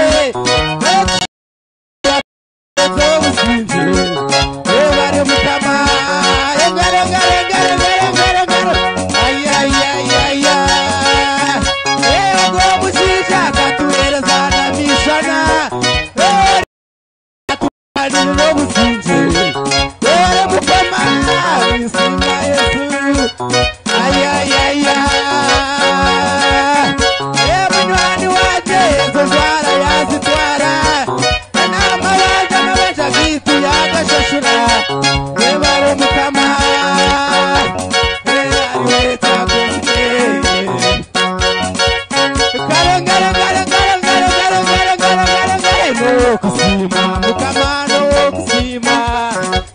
Kusima, mukamano,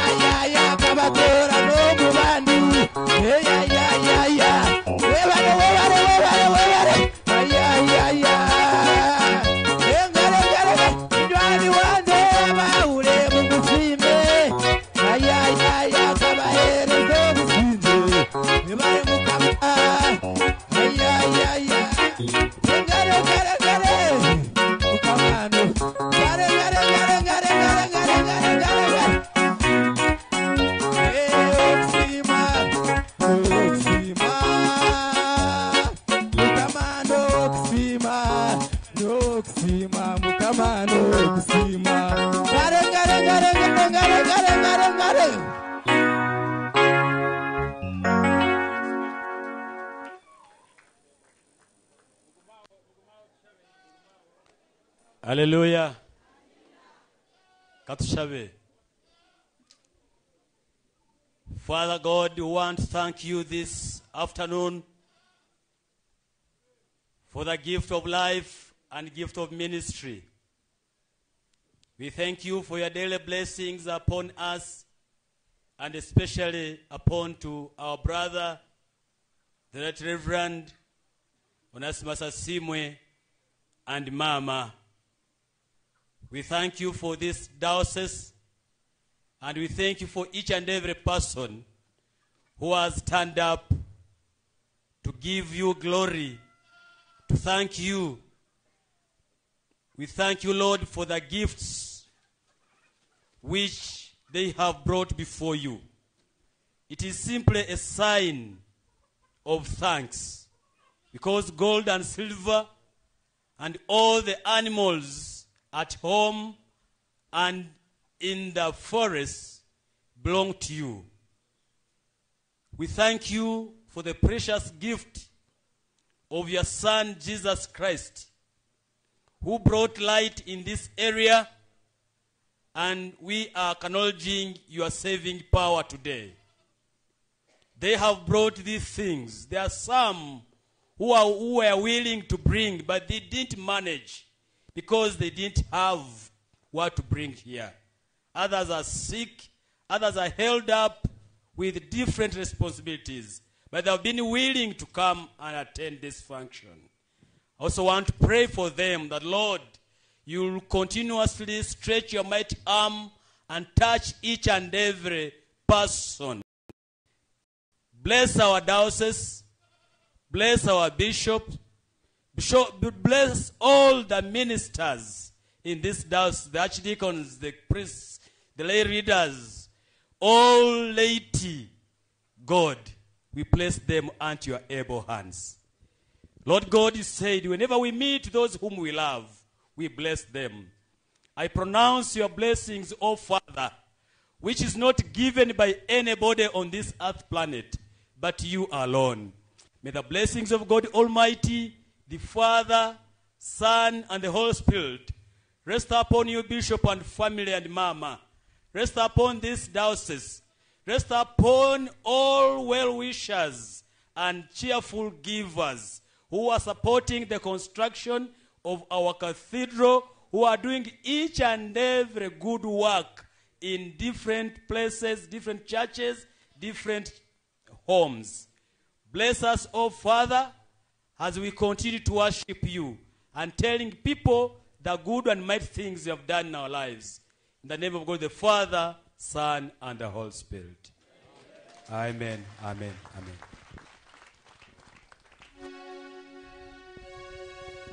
Tukute tendereza Yesu, ori mwana gwendiga, omusaye gonaziza ebaza omurokozi.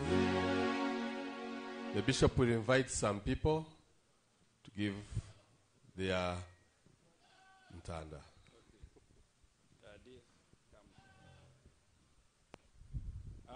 Hati twaza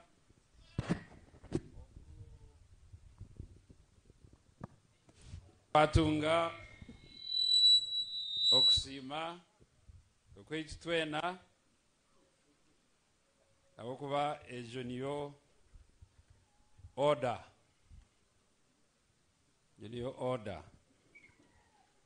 of Thanksgiving. Mwenu hati twaza kombeka yamera mugenzi wawe twaza kombeka nimanya Darison Secretary ayino ko araze kutwebembera abo kuba ba archdeacon obali abo bakozero mu muhango beitu namanyisibwa ngo hariho mugenzi weitu uri kwenda kugamba ekintu kye rero akagira kandi ahandi aho yaza ogwe ni General Henry Tumukunde. Please do come and and say what you want to say. Gambira mugenzi wawe utwaza kombeka. Kandi mutagenda nibwira ngo mugende mutasiga bishop umunankeje. Hariho umukristo murungi nibo mweta Chrysostom aturanagira ati mwaba kristayo ati tindi kubetegereza imwe ati mbasa mutakusiga bishop mu kanisa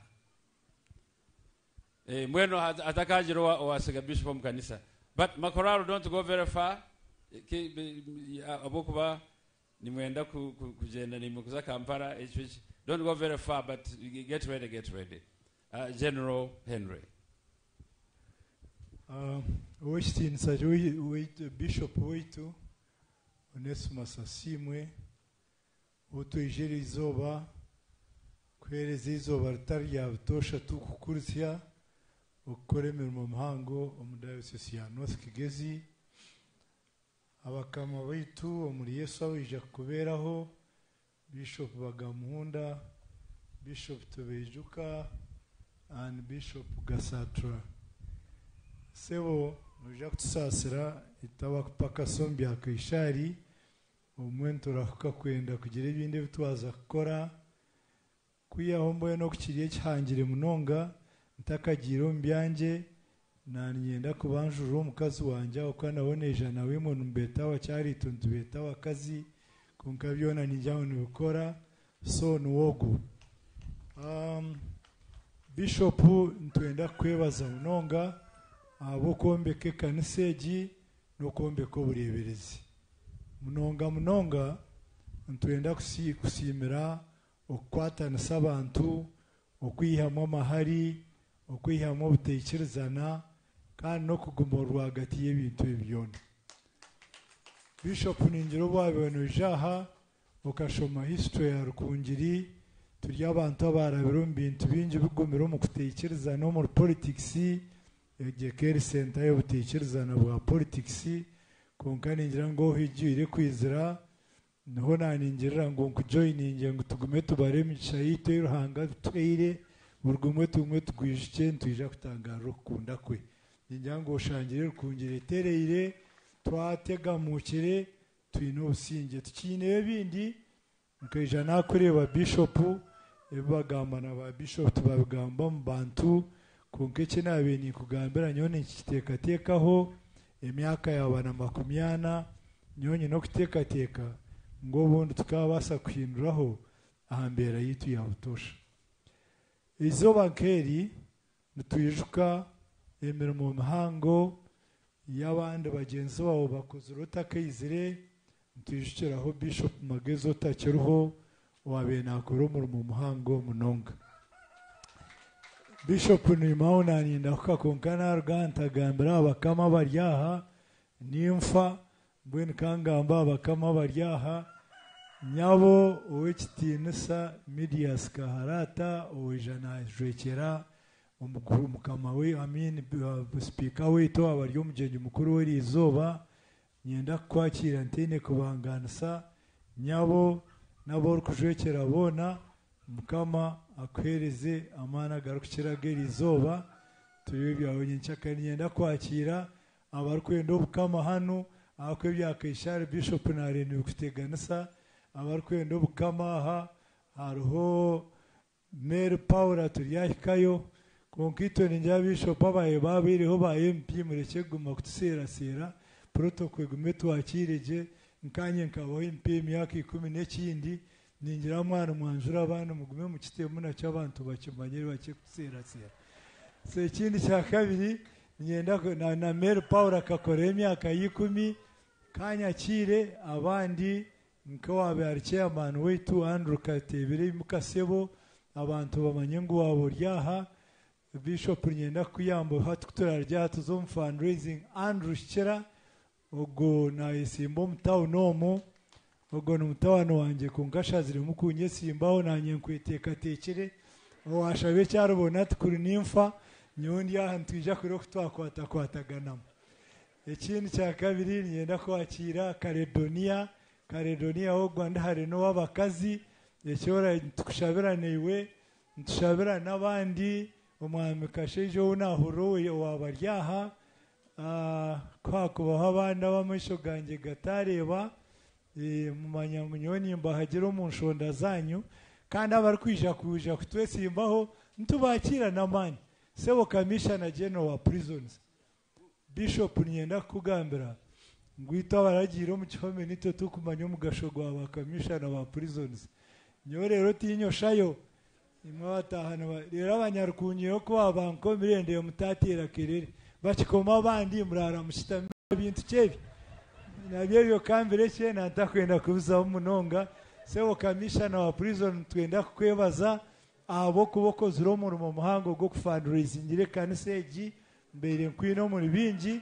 bakutera mu ngaro nubwo utara mugenyi mukuru erizo bahabye mpiha oriyo mugenyi mukuru now bishop ikindi kinanyenda kwebariza munonga no kuteranya inganda nakigambire nyenda kukigarukamo cyetegerezwe yebare kureba ngo mutandikire kutinda intindo zayambuka Nyakibare zayambuka ahandi hona ruku n'ahandi mu dine zindi ikinyombi nibyo byokozire nyone cyo ndukusimira ibindi ko rubotariho bari yakwijuka nk'abandi bona ikiri kuhererukayo ninjya ka fundraising two mbwene murete nteje ya leta watengete rero amana ga Yesu amana ga Yesu abatengeta mutero mu ngaro very good amana ga Yesu bishop ngareto miringo mingi tiwagareba gatengeta wagareba nanye kundu kuzayende ebensi netengeta aza nanye biro byanjye kubirashye mutengete twoko muzuri sana barete ntejo argo mfamu ya bishop nyoni yona nyenda kutanika nayo nayo ryawo njijo ninga mureteje yatengeta mbongere mwamani ati bishop nyoti nkwenda kuteganisa ente wajya ngo ntuzugura bushabusha mbwene nteje yatengeta nyona aza kugigura miliyoni 3 ngikwereze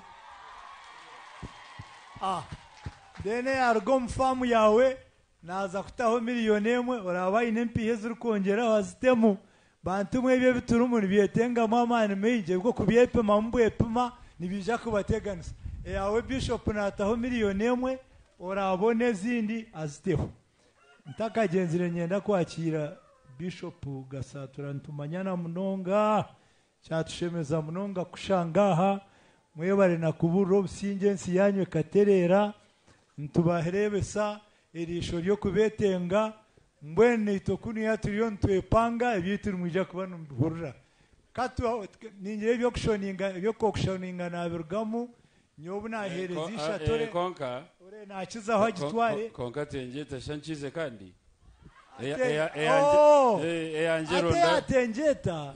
yatengeta nyo nabara namba y'abantu itotu yabo bururi bishop abona nimbakira itotu ry'abakishari abona nimbakira okay kugira ngo bishop atengana tengeta ninja kumuheza 3.5 izinyine honemwe ibiri netweka ninja kuzireta oriyo wangu ninjero kireweza bakama turingana impamya no mwigurutse turingana mukama yebare munonga musibeje yanje yabisha tuneshweka atengeta yaba miliyoni 3 haleluya konkonye tegereze nyona nimbarira namba itwe namba neshara mbinja mu gwanyo go kunteganisa ekiri kuhererukayo abo kuri nyenda bashabisa ekiri munonga ekiri kuhererukayo bishop nkakugambiraho neja nakigambira no more sense chaki nagamba n'abantu ngo abakama baitu nkeiwe bareke guma kurga abana bahumura bakatandika kwenda kubara bisigwa kwatombya ibyekanisa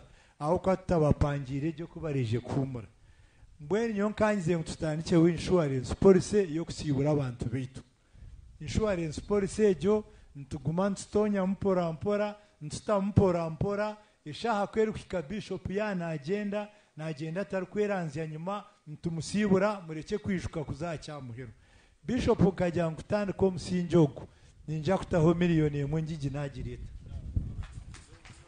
kandi nanyenda kushaba ngo nkirize ujote waba wakakiko nyo nanyenda kutaho umuntu wanje omwe kano nusabite mahirane ankikirireho niwe nukumanya jyo mwanya murengwa no wamahe mugenzi wanjye w'umureba aba captain wamahe ni mukize nyota nyingi kongebiro byabo bakawatagabe inyota munonga mbwene hatogo anjwekera akakikwako nani mbashaba abakurstayo mwena nondi jowe no kumanya mugashogo kumura nyoni ndahumuireho nimanye kiri kumanyisa kumura utine nshahwe kumara nyena umutwere nshahweji ninja kwija ninjongera mani nangwa bishop emwe nagireta inani ninja kuzongeraho kugira ngo turebeke ngo muntu wetu yana agenda areke kugenda nayirebe nyuma so ebindi mukama gumene iwe yebareme no yokozire ruhanga kongere ndije myaka ekiri kushembayo eze nkoko zona musite hamwe nyonzi gure buriyemwe mutware 5 nyenda kuzihereza apana zabanje okay nyona atahwitano ine nyinja siteho kandi cyecho nakwati nchemanya mwene yezanje orarenzeho bishop ezo bazitware tarushunga abararemwe ezanje muzimpere ishomero ry'ekimuga kitazugurwa kandi nangwa kambahaye orarenze zarateho zone nyoni nja kutaziba kuba batereho nicyecho kasitaziba zitari kurenga mitwaro ikumbura koko mukama simu okay mwero enore kurenza aho kambanze chimbalirize enkoko kani nyingi beitu muzibare turebe muzibare abo kuguza barinkahe abo kuguza kuri so enkoko ezo general yagira ngo emitware 5 buri yemwe kandi urayende kongeraho ayongereho ngo yashoye atami 10 mbona nyo omukuteshereza kwanje basha ngo yemwe yabi 10 mwe muzibare kandi je no mutero mu ngaro ahabwe bibi yagura kandi no kulaunchinga eshaho eyokwera bishop yaza kuhumura na miliyoni 5 kandi yabanza hwemwe kandi no kugurezonte bishop yasimisa kandi ne yatenjeta mugaruke musime kandi yatuyamba enkoko zanizenda kutwara nkesha yona mwenu yatuyamba muziyeho na mwenu tumaye ngwezo zarugaho abari kubakwasa nibaha mwenu bali kwiyahwezo kangaruke nanye nsime abantu aba kandi abahandichi are you alert abahandichi excuse me you need to listen now to these things you need to listen to these things as others count abahandichi are you alert Diocese of Chigezi ebembeirwe Bishop Gandhi akanjuna batereza miliyoni 1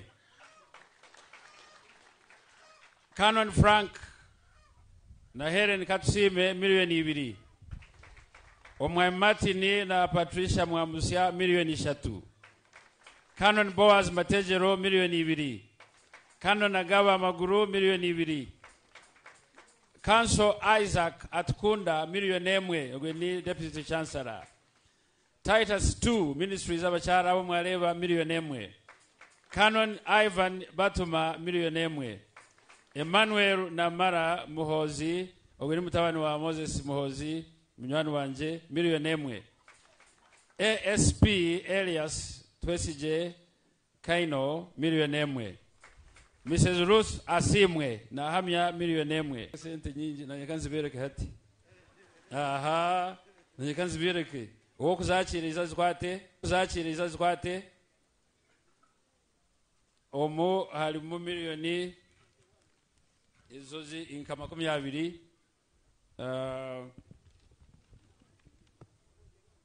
izindi ziri hasi muno bazohereza so that is 14 abo nabangira ngutitweja konka twakwerereza echo kusimisa Diocese Secretary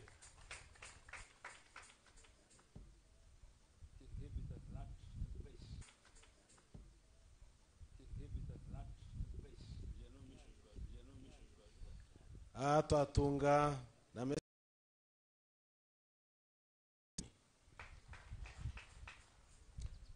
mbwenu twaza kutwaza tuti ntwija kuba brief nturebe shaha nsima Henry tumukunde habwe kiyakora archdeacons in a summary form nubaza kwija batugambire nabo kubetekateke tujya kubanza wa centenary nani mangu nangwa ariyo konkaije haza ba archdeacon nija kumanishoma 3 bwambara bugangari nyakajeme nubija gukora tana konka tubanze n'umuntu wa centenary atuhereze cye konka n'abandi tuza kubahereza time nyuma ya samare irahebwe ba archdeacon wa centenary aije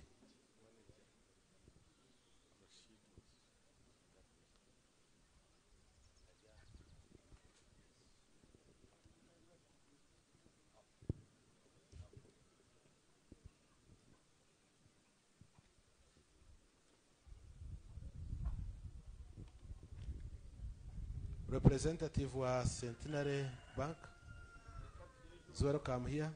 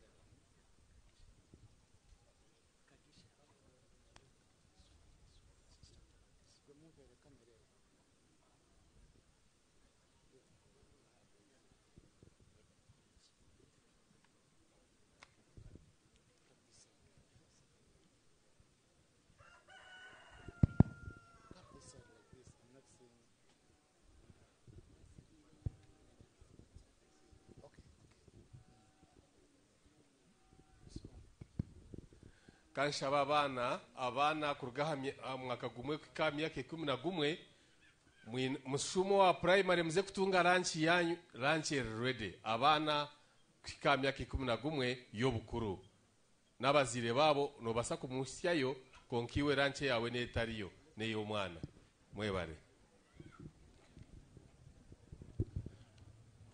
My Lord Bishop Onesimus and Mama Flora, my lords, the bishops around,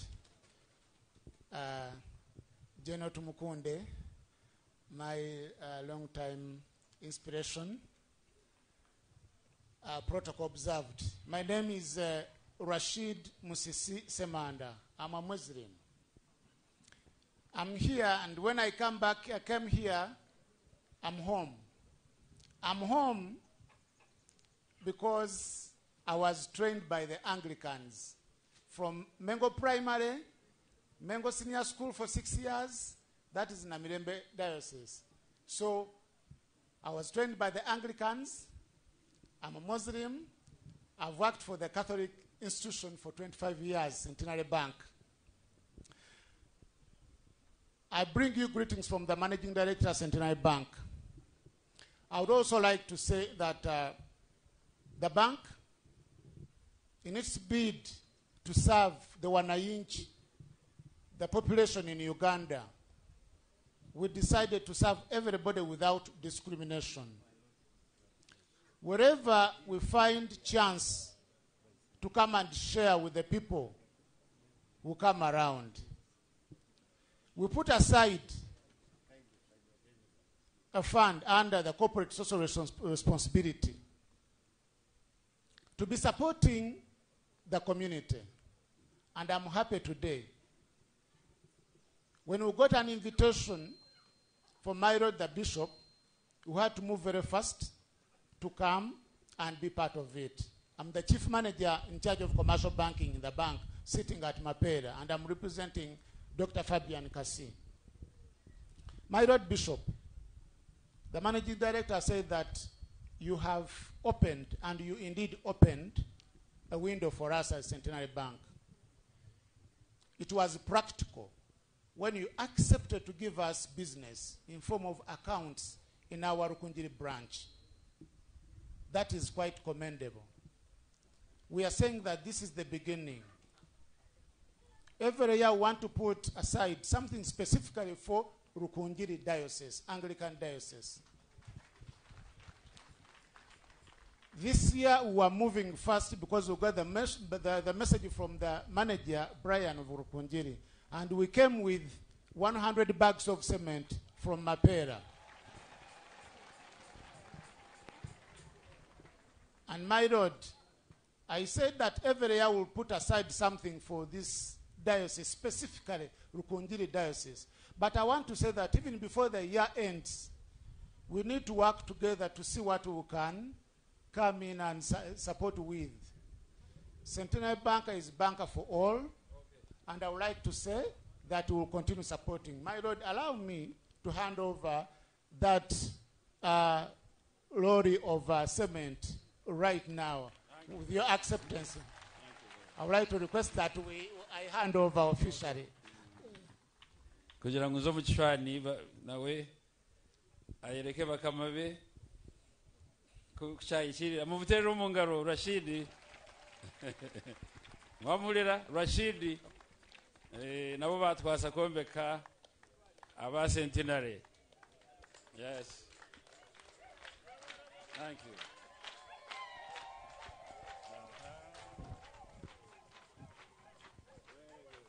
So this is our humble contribution towards the completion of that cathedral. I can see it's a long journey. There is a long journey. And I want to say that we should be coming before the year ends. We should be coming back to support more on this project. Thank you very much. Mugarushe mutero mungaro. Kandi omwami Stephen ahamwe n'umukazi we Grace Banya nabo bayeraganisa eshaho 200 za simenti. Mwebare mnonga twaza kugira abakidikon konkatu ineyo Kisizo Hospital ni mangu tuza kubeta hano ya na Ray Canons konkaka shabe akidikons mwije ine summer reform ni mutezo kumweteka tekere Bwambara Bugangari na Nyakajeme in that order. Bwambara first. Abantu bisha gukora twa Buhunga Rujumbura na Cyamakanda. Wabari mnonga this Bwambara in a summer reform tutira county miliyoni mushanju n'imitwaro 20 cash na ninko kwemwe rya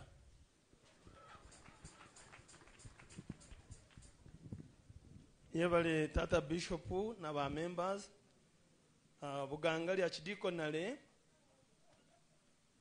turu esete za ichira katabo ni miliyoni 6 n'imitwaro nshanju ni 5 kanana na 5 kandi ogeteho nezitafari miliyoni 2 kandi on top of that sebo bishop twaletanye kutia yoburo eri hanu yakashi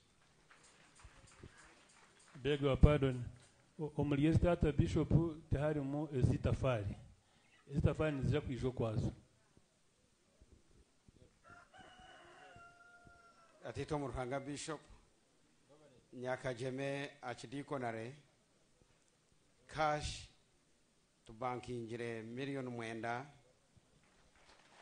na n'emitwaro 8 kandi twineyo pledge yo mukristayo witu minister ya miliyoni 5 zona ni miliyoni 14 kandi turesere eshaho yoburo na nentibiri tatito Muruhanga bishop zirya hazoguza.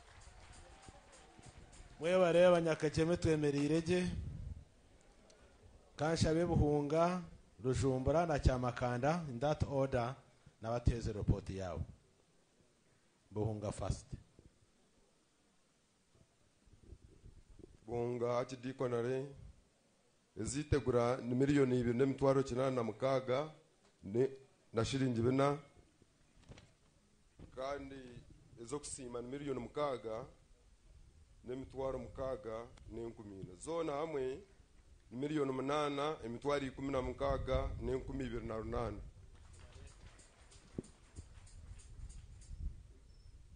Rujumbura ninaja kukora twacyama kandi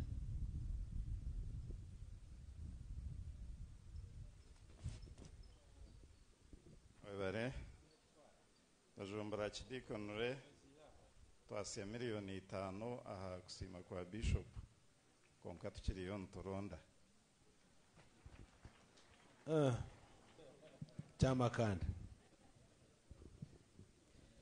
Chamakanda aha kusima kwa bishop miliyoni 8 emitwaro 8,215 kandi ezitafari miliyoni 5 emitwaro 9,912 zona hamwe emitwaro miliyoni 14 emitwaro 3,10 na kiriga na zoburo karakade yankariya hamwe n'ekitoke nkiri kihango ibyo ni bya Mothers Union. Wewe bari mnonga hatwaza kugeranya Bwanga na Rubirizi in that order. Nyabitete Bwanga Rubirizi.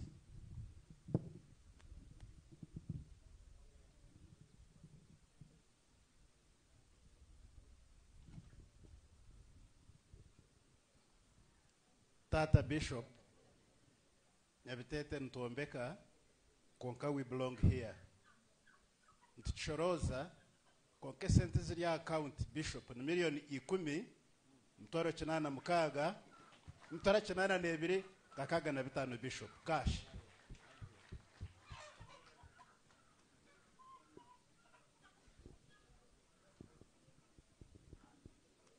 Bwanga achidikonare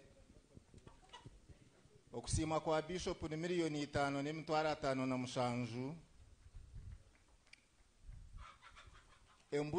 embuzi nina n'enshaho 2 z'oburo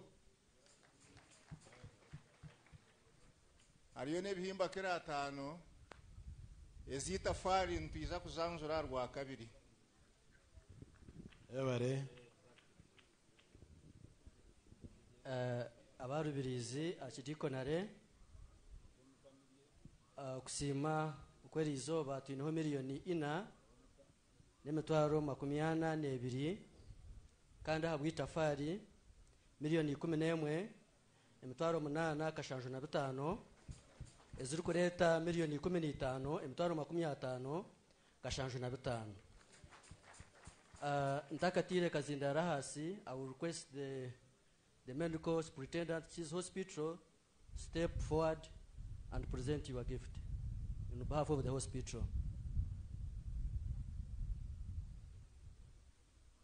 This is Chiefs Hospital. This is part of Rubirizi.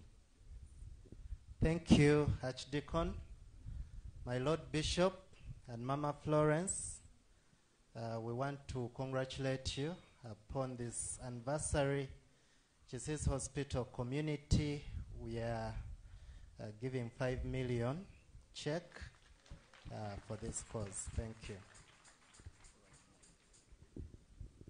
Meware hatukatugire. Thank you. Katwakire Nyakisoroza Cyabwashe and Kashenyi. Nyakisoroza Cyabwashe and Kashenyi. Barinkai.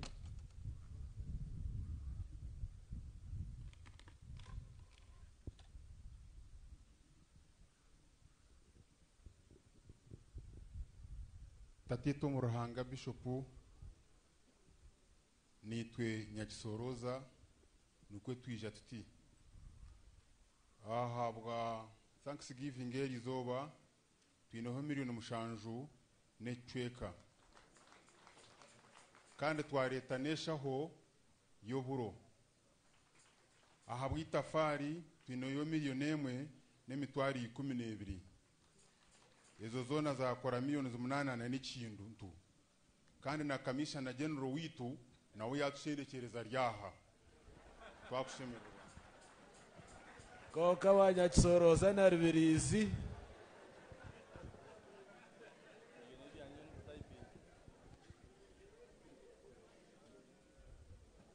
Tatito Muranga Bishop Kashenya Chidikonare abo kusima kweli izoba twareta miliyoni 4.5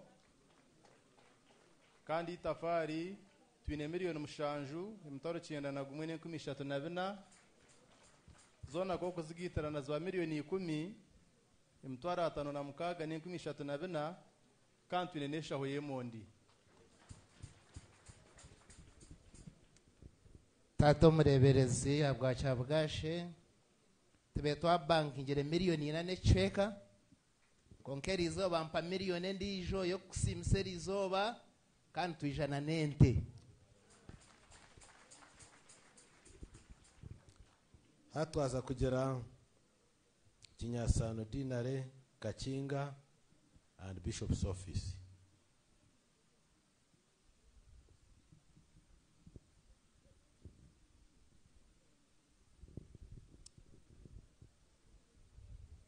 Tata Bishop abadinare bo baturana bombeka bakora ho mu rumaho buri zoba kandi bakoze ro mu muhango hataha hariho miliyoni 11 imitwara 3 n'enkumi 5 hamwe n'ente mpango mnonga rero kuzakurga mu ka miliyoni 5 kandi neshaho yoburo webare Tata Bishop.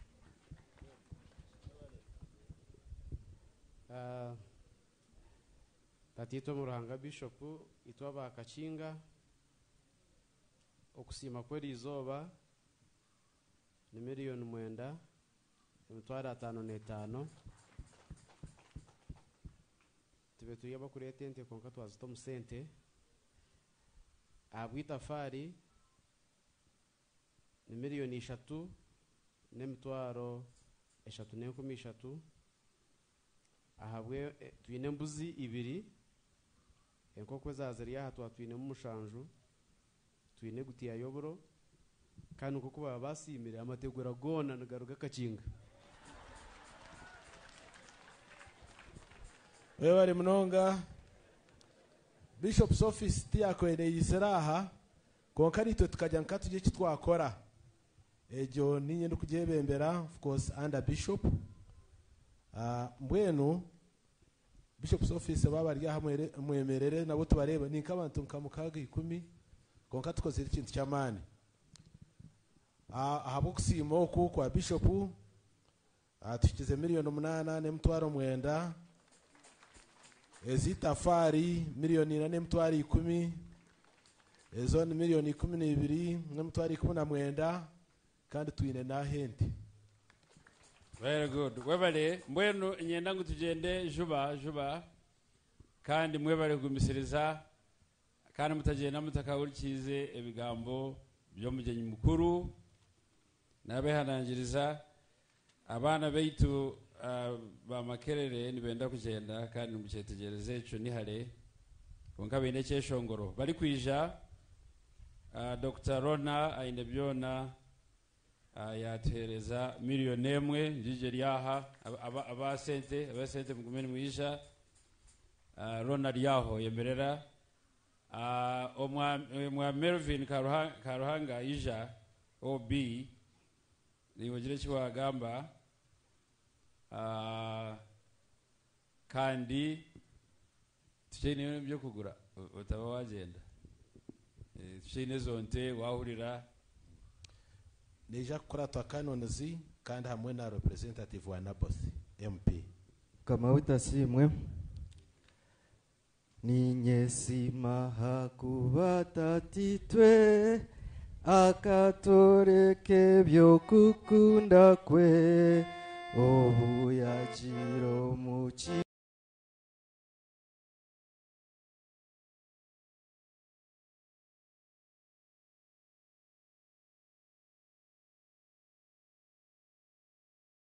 Shankunda, Shankunda, Nimu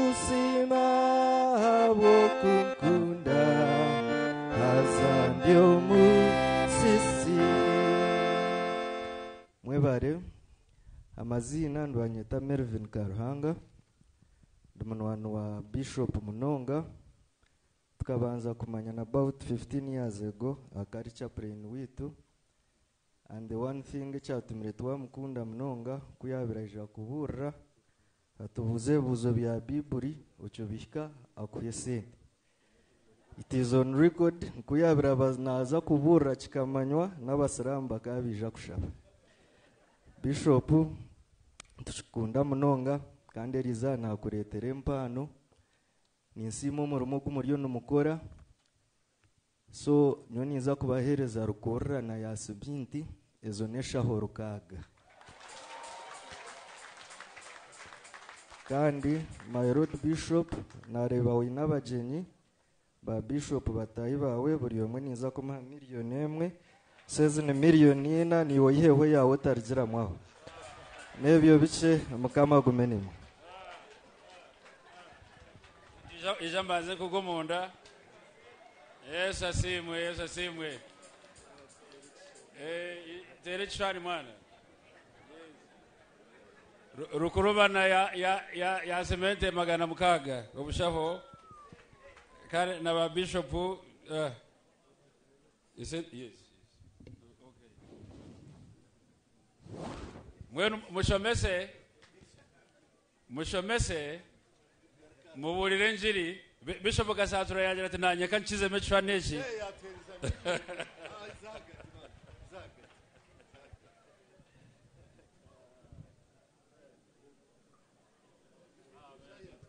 God bless you. Roko kwa tumuri ba bishop ngaro. Hallelujah. Mutereye so mungaro.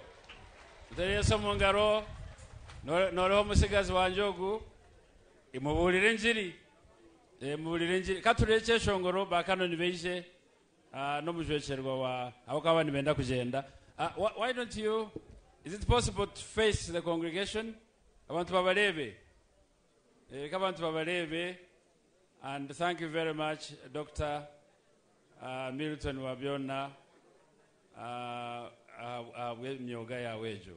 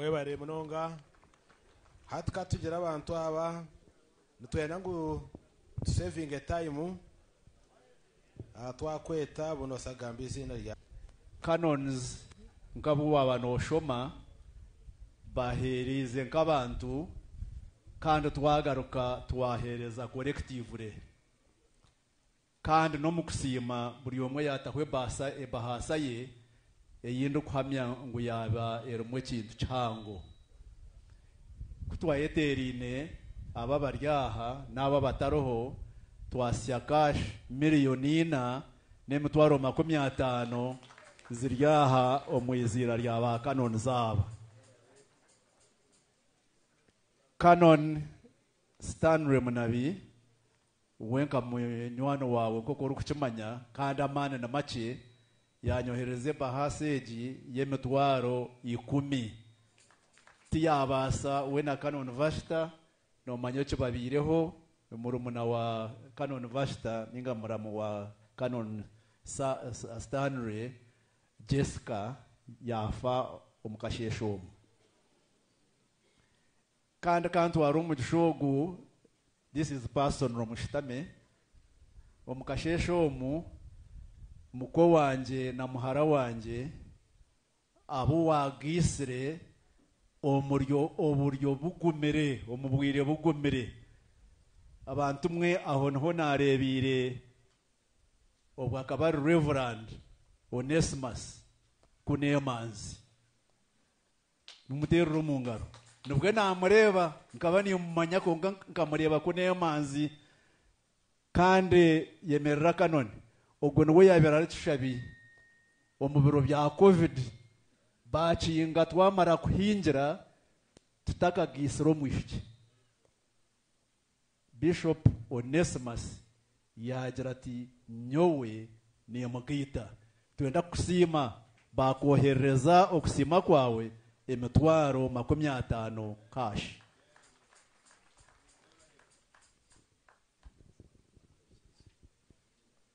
katwakire representative wa MP Naboth. Very brief. We want you to be brief. Akawariho n'abandi nibija kwija business community urukwarmu any other urukwenda kujya kiyagamba. Tata Bishop na mama n'abebembezi bedin mwena n'aba government izina ryanje ndi Onesimus Karuma kandi nangwa ntwire ninshaba ngo honare baguma buziro bwire mpiko misho gawe nkugambire ngunjira izina nke ryawe mukamasimu mwene yantuma kandi ninye muhwezi we honare Naboth yantuma tiyabasa kweyijira ebyamuteganisana byinji konka yagira ngo nkugambire kandi omusasire ngo tugure umucegwe kureka yabigita ikintu cyo bwire cyayanga mbene yampereza miliyoni moye sente ngwe kukwase akusima kwawe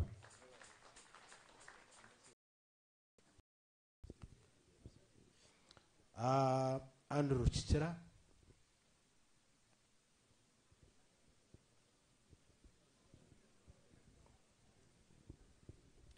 Tatitwa Bishop n'umucyara wawe bakuru bedini mwena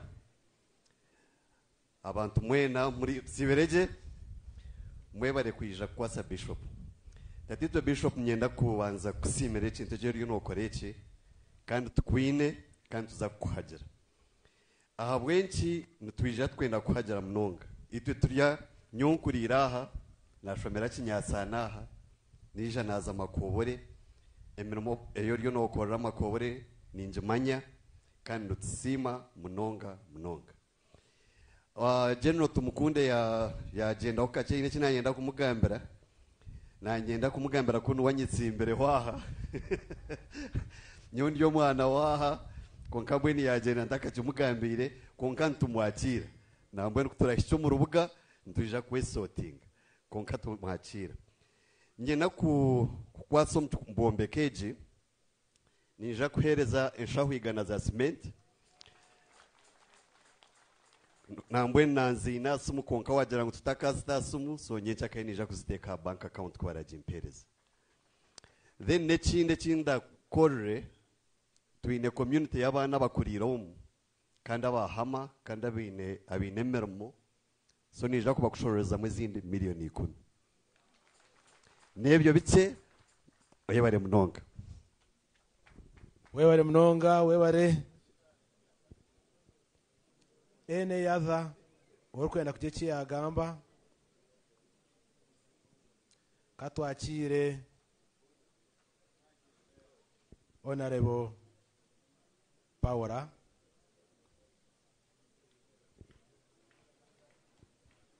twakwakira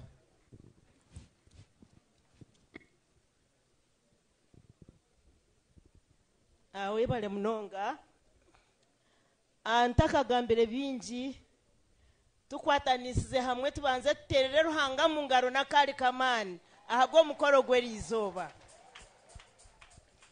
tatito muri ruhanga bishop na no mucyara wawe mama Florence abebembezi mwena abaryaha abanyadini nimwe mwena abebembezi b'ebitongole bya government n'ebitali bya government ntebirwe omujenyi mukuru ahabwo mukoro gw'erizoba member witu wa parliament ahabwa abacyara honorable Midias Kaharata tebirwe commissioner general wa prisons na no mucyara wawe my lord bishop ogwara rugwitu hachitoma nyakishenyi twakushemererwa kandi twakwakira ndakusima n'emirimo yone yorakora mu byegikanisa ko kubabagambira turyayika yo Mary Paula nigo mazina kandi nkajwekeraho rubabo emirimo my lord bishop einakoziro muri rubabo eraranganwa muri rukungiri no kurengamu abantu benji hanu barakimanya kandi nyetekatekire kuyija kwesimba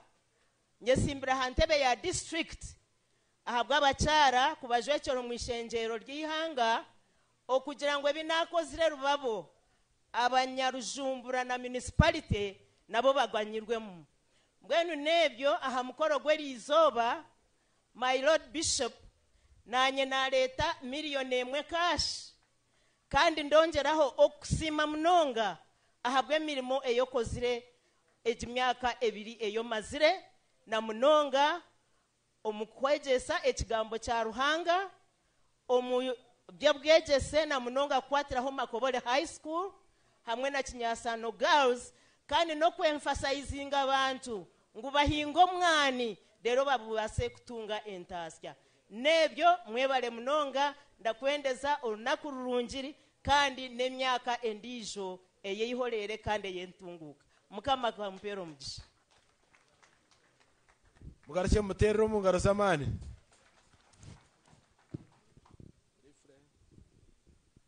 tatito mu ruhanga bakuru b'amadini bakuru ba government abaryaha amazina Nathan Kamugisha kandwa naho mutabano w'omugenzi Canon James Kamugisha wayombekere all saints mbwe nanyenye ndagumizamu na n'umurumo ogwo kombeka nko gutata yatandikire nkombeka cathedral je yitu nanyijine miliyoni konka wagira ngo esente tizuruhwa itwaba.com tukorasumu ni hanangereza din oteho mobile money ningachi yo kunanga yo tawo senteza nandika kicira nanzinas asum konkati za tingu basa kusindika konkani za sta account mukasheshe nibyebyo nabyo bimce nimbasha bo bushaji bwanyu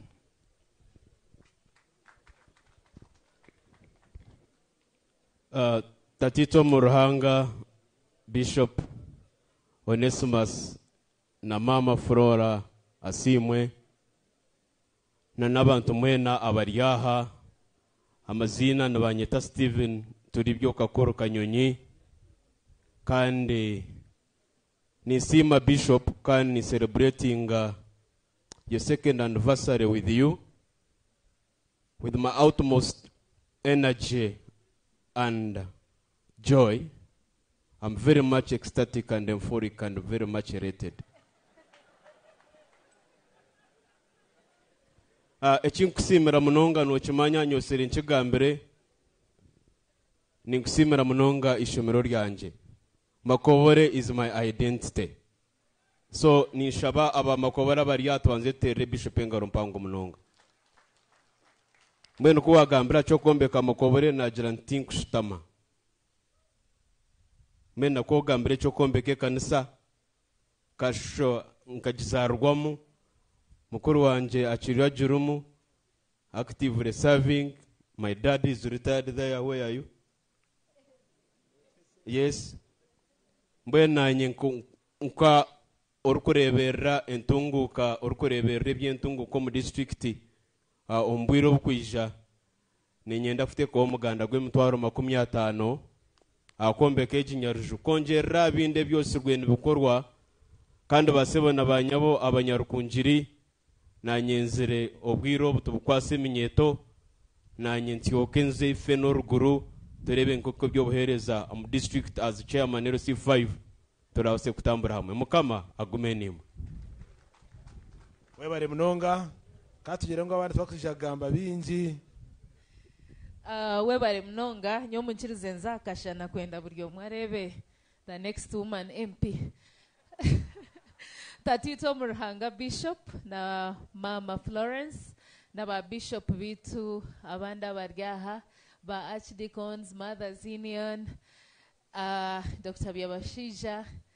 kandi oyebembira umurimo gwo kombeke kanisa yitu current woman MP mwamishira n'abandi bono mbitinisa byanyu na chairman wabashubuza umunywano wanje mukama wita simwe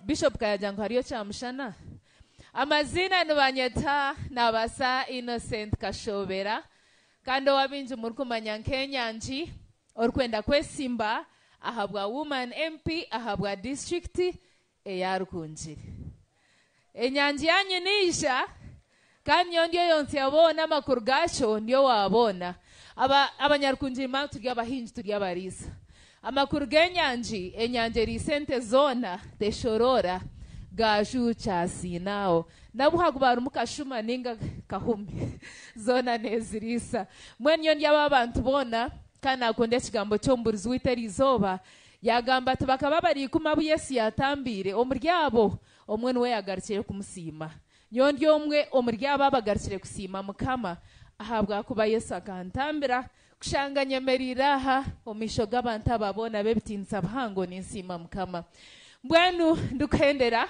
nimbashaba mumpagire munkwase bendera ya movement okweza kwa mshanju nze kubajekera kurunji ntware ruhanga parliament yitu nangwa kukira mnonga ngaruzo kugarukana omururu kunjiri tutaku no maru kunji tujemo mukwebaganisamu omudini omunganja omyaka wishemwe gambe shore kugamba Bishop nyona kuretera envelope ryagati yanje na ruhanga then my pledge is mint 20. Very good. Webale wajangu no yonsikabona. Oh, very good. Kama simwe mbweno it's not a political ground. Hati tukusima ruhanga kama tutereshwani mbweno kumalize. Very good. So twabeta mutasire mutaza campaigninga hati tusima ruhanga kandi muri yabo n'abantu banyu muri yabeyetera